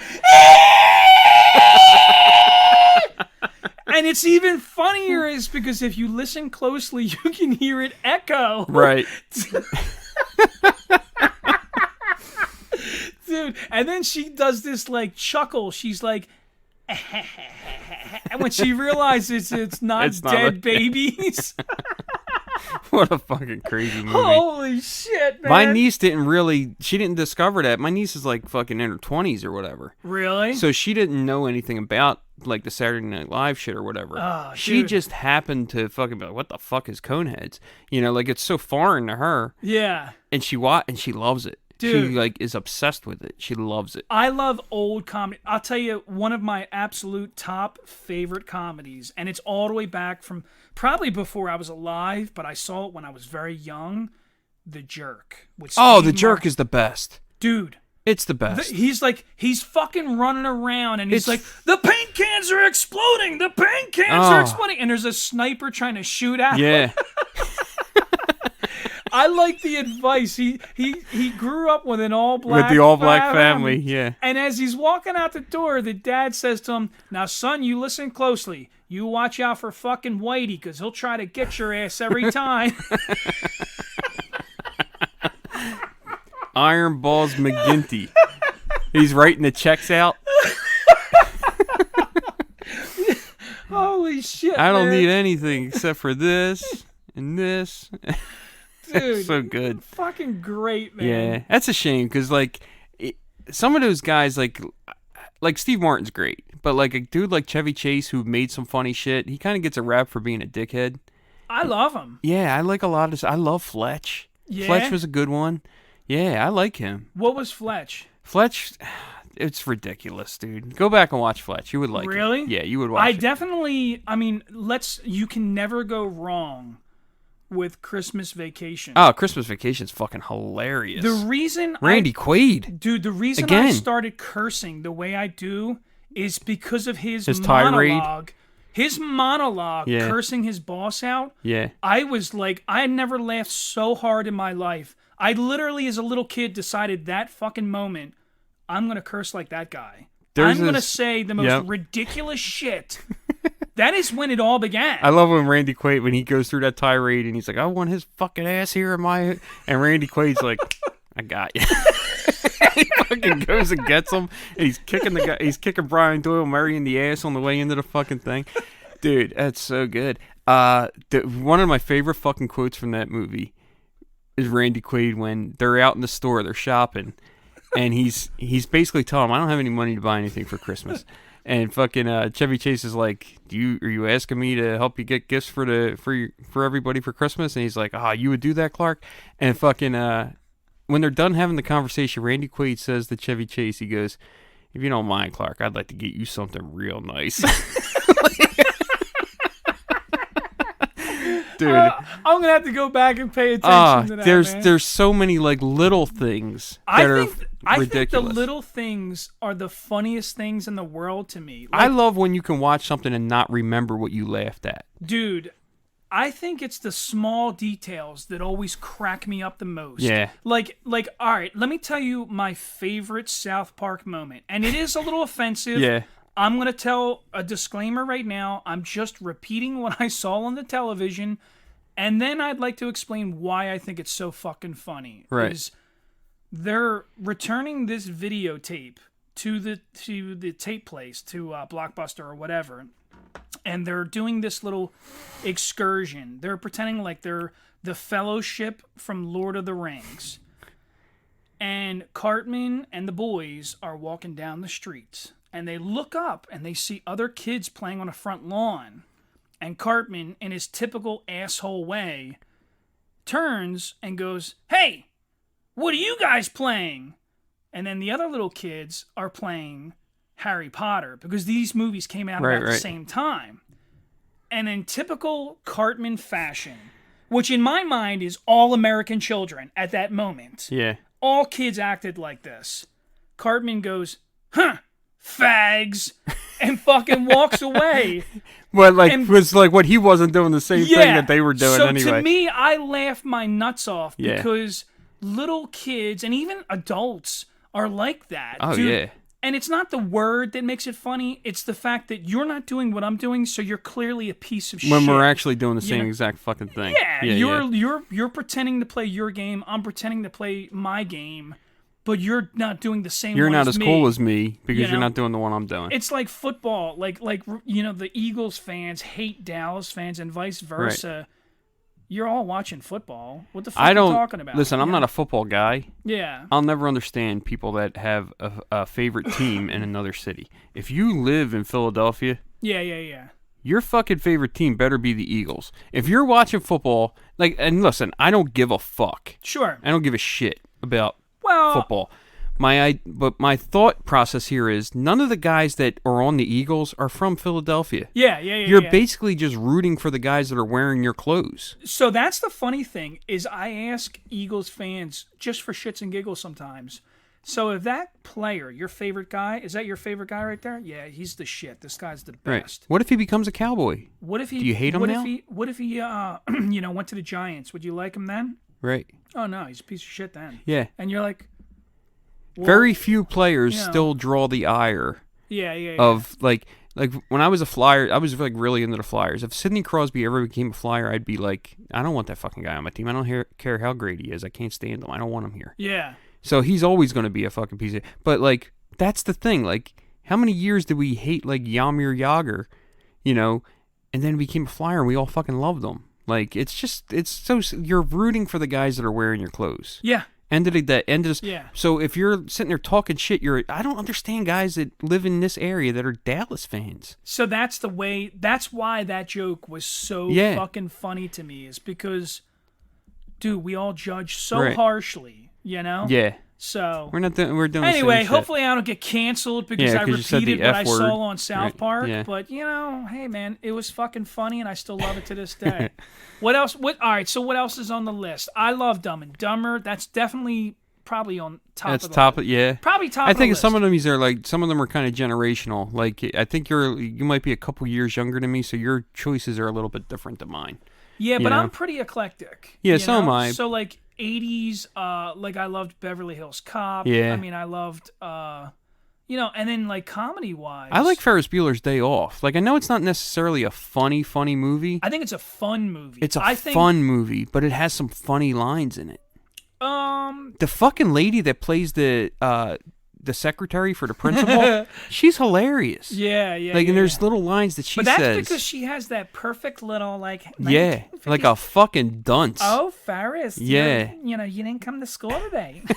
But fucking when Rooney's like, I don't trust this kid any farther than I could throw him, and fucking this bitch turns around and she well, says, with your back, Rooney. she says, you shouldn't be throwing anybody with your bad knee, Ed. Like, she has the best fucking little one-liners. Oh man, Rooney's fucking hilarious in it. He's great in it.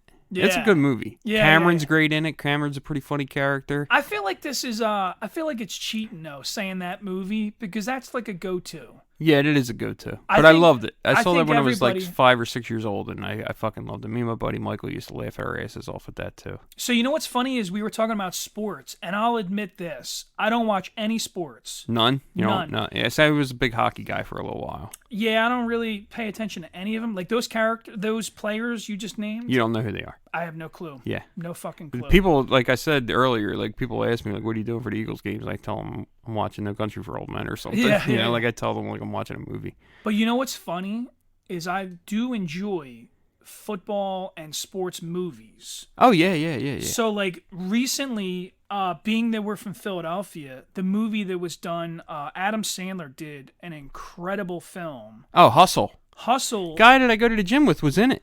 Really? Yeah.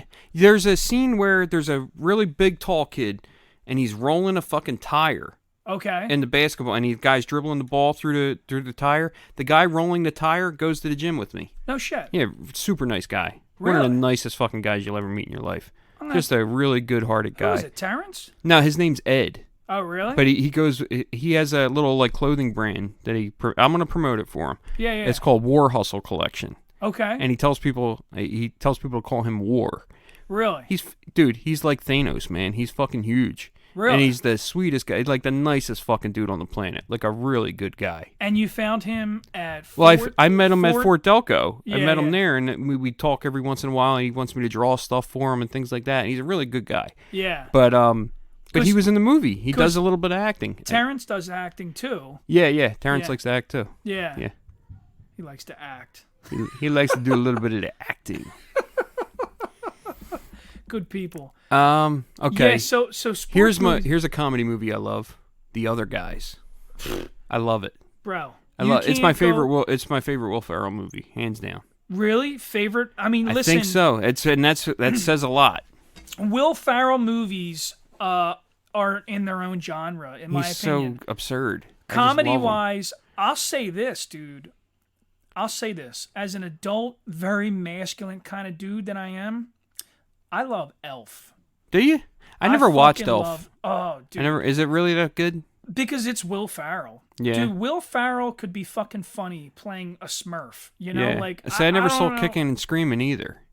I don't know what that is. seems more like a family movie, the soccer movie with Mike Ditka and Will Ferrell. I should watch that. Yeah. I don't think I've seen it. It's more like a family film, I think. I think I've seen it once, and I don't Dude, really remember too much of it. Even in Elf, like the goofy shit that he does. Like at one point, Will Ferrell is supposedly like an orphaned elf, and now he's in New York City walking around. And at one point, they see a Santa Claus like in a mall, and Will Ferrell, dude, when he does it, like you think he believes it, like so. At one point, he sees this fucking Santa, and he's like, "It's Santa." Yeah. I know him. And you're like, dude, the look on his fucking face just makes So me comical. die laughing. You know, you're like, dude, this big giant goofy fuck, you know, like I don't know, man. So Elf I think is pretty funny. It's amusing, and it's a family movie, so you're safe watching it. I feel like The know? Other Guys wasn't even scripted. I Dude, feel like The Other nobody Guys- wrote that. The Other Guys is fucking ridiculous. I feel like they said this is the story, and then they just fucking go nuts. I love watching Michael Keaton. I love watching Michael Keaton. Forget it, dude. Oh, Dude, man. you know what though? Michael Keaton. to He's me, fucking hilarious. He is. Let me tell you something. Time tested. And wins all the time. Yep. And I honestly believe that Michael Keaton is one of the great actors Yeah. that I don't even know if he'll ever like fully get appreciated. The recognition he deserves. So like I watched a show recently that he did Where he plays the doctor, the pharmaceutical dude, show. Yeah. It's called Dope Sick. Yeah. And it is I'm a recovering addict, and I'll tell you, it is a very true story to how bad opiate addiction is. The epidemic. You know? Yeah. Yeah. And so he's dramatic. He does Yeah. dramatic roles. He He can does do comedic comedy. roles. Dude, it might sound bad, and the young kids are going to be like, that's so mean, I can't believe that. But in Multiplicity, Yeah. he is a person that literally Splits himself. clones himself 3 times. Mm-hmm. The last clone is slow because it's a clone of a clone. Right. And it is the funniest shit you'll ever see in your fucking life. I quote it. When Yeah. somebody says something so fucking outlandish or stupid, I literally will just repeat lines from that movie and just go, Steven, I love pizza. I'm just like fucking die. Dude, because it makes no fucking sense, you know? I'm trying to think like recent comedies that I really like is like I thought the 40-year-old virgin was hilarious. Oh, yeah. I thought that was really good. See, I like things like that. I like a movie where I don't have to fucking like. There's times that I get like anxiety from watching certain movies. I feel like it took a huge nosedive when cancel culture really Yeah, spiked. because now you can't know? really fucking just say funny shit. Dude, The I mean, I think we Hangover- say this in every episode. Is like we talk about how like people take things out of context and they just like man, like we cannot It's not even out of eliminate context. It's, everything. Dude, if you have destroyed comedy at this You're point. trying to wipe the slate clean. But then what are you left with? You're left Right. with resentment and anger. You're walking around like, nah, that's not fucking funny. Yeah, it And is you're fucking like, funny, you asshole. Knock it off. You know what it is? Lighten up. You know why it's such a problem? Because comedy heals. The Yeah. moment you start laughing and feeling good and smiling, You kind of forget what you were pissed off about. then it goes You know? away, and it's not a I problem. mean, have you ever been know? like, have you ever had like a fucking 3-day long fucking argument with your wife where just out of nowhere something will happen where the two of you laugh and it's over? Yeah. It's over. Yeah, we're done. You hug each other, you have great sex, and you're done having the fucking fight because you laughed at something. Yeah. Like, Man, when you're walking around taking yourself too fucking seriously, man, you're Dude, not contributing. You're not I've contributing to anything. I've definitely done it. I've definitely been mad about something that me and Gabby were upset about. And I'm like walking around and look, I understand that anger is infectious, you know. Baggage. Well, it's also like when it's happening, you don't really want to let go of it because there's a certain amount of energy that you can't seem to. You don't want to back down. It's like an addiction. It's Yeah. like you can't let go of it, you know? Like, dude, I used to get off.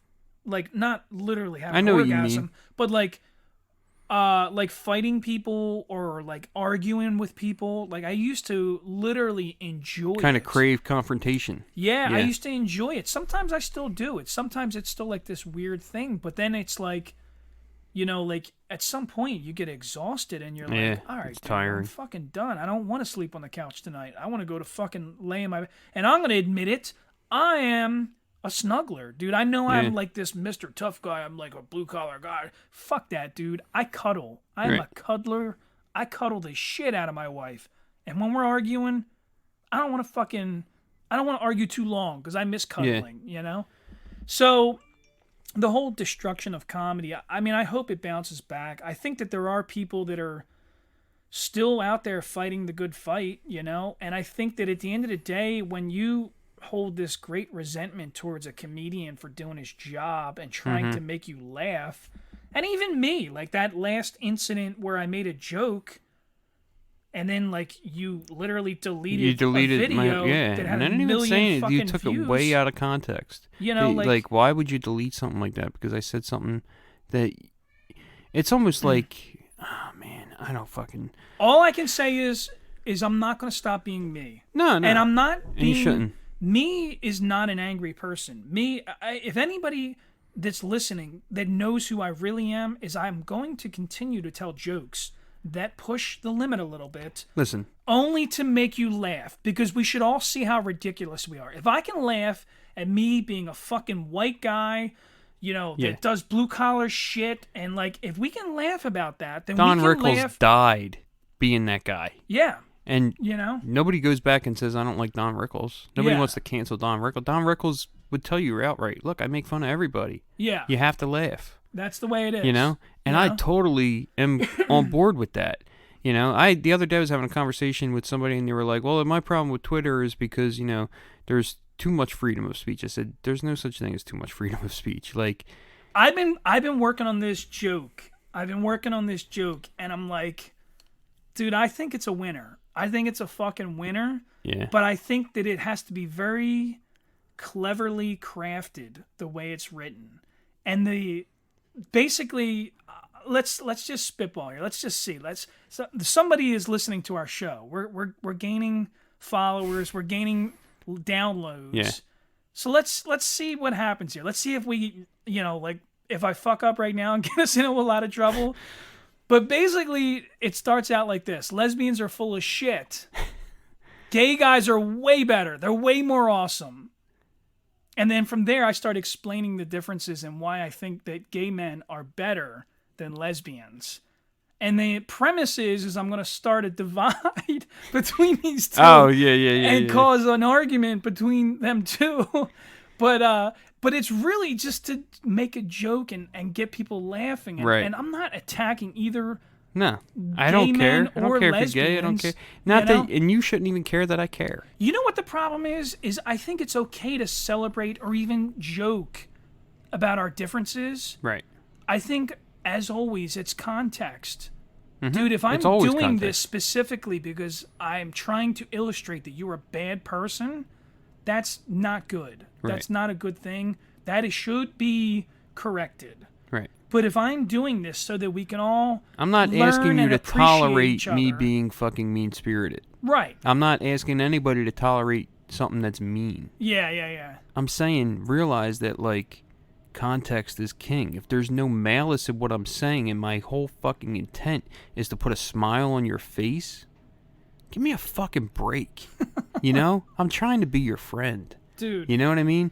And more importantly, I think the only way for us to all to get along is if we ask uncomfortable questions. Mm-hmm. But if you stop me from Exploring approaching the subject, whether it's through comedy or asking you something that makes you uncomfortable, at the end of the day, I think that there's no way to have mom and dad, the parents, sit here and monitor the conversation so that we're all nice and cordial to dude, the schoolyard is always going to be there. There's always going to be tough times. I always another joke that I always think that I should say is like, dude, you know what I want from the trans community? I want you to start beating up masculine men. Like, dude, I want trans dudes to just start fucking up dudes like me. Fuck them up. Don't stand here and be like, you can't say that. You can't. Just punch them in the fucking face. Right. You know? That dude will shut the fuck up instantly. You'll put an end to it real quick. Yeah, dude. You know, once you he'll either respect you or he'll run from you. Yeah. One or the other. Your problem is now fixed. Yep. All right. It's like when you deal with a bully, you got to punch him in the fucking mouth and get it over with. You know? That's it. And tell him if he keeps it up, I'll slap you in the face with this giant ass dick of mine. But you listen. At the end of the day, man, you know how you win a pissing contest? You play by the rules of the pissing contest. You don't try to change the rules. Right. Because you didn't win, you cheated. You Yeah. know? So, comedy.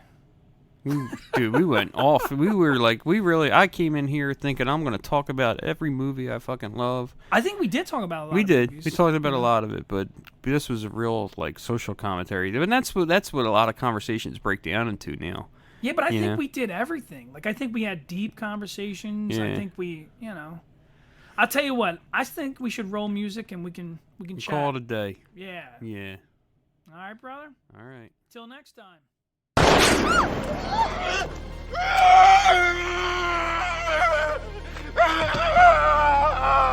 Your move, creep.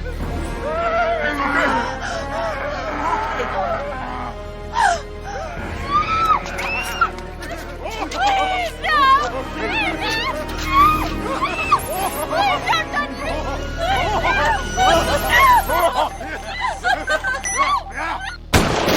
Stop!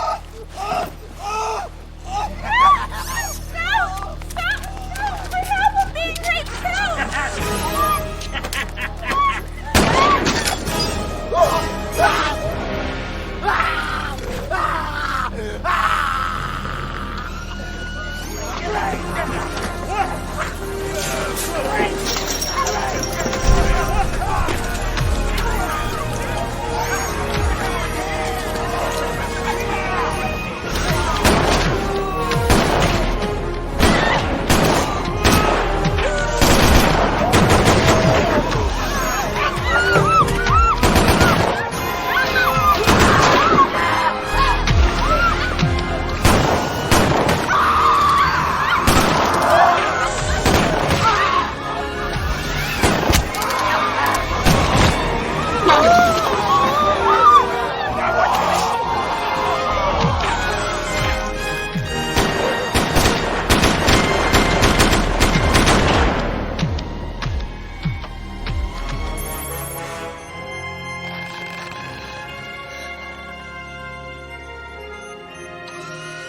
Fucking do it!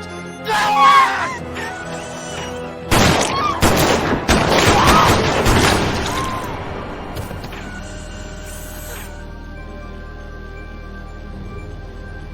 Madam, you have suffered an emotional shock. I will notify a rape crisis center.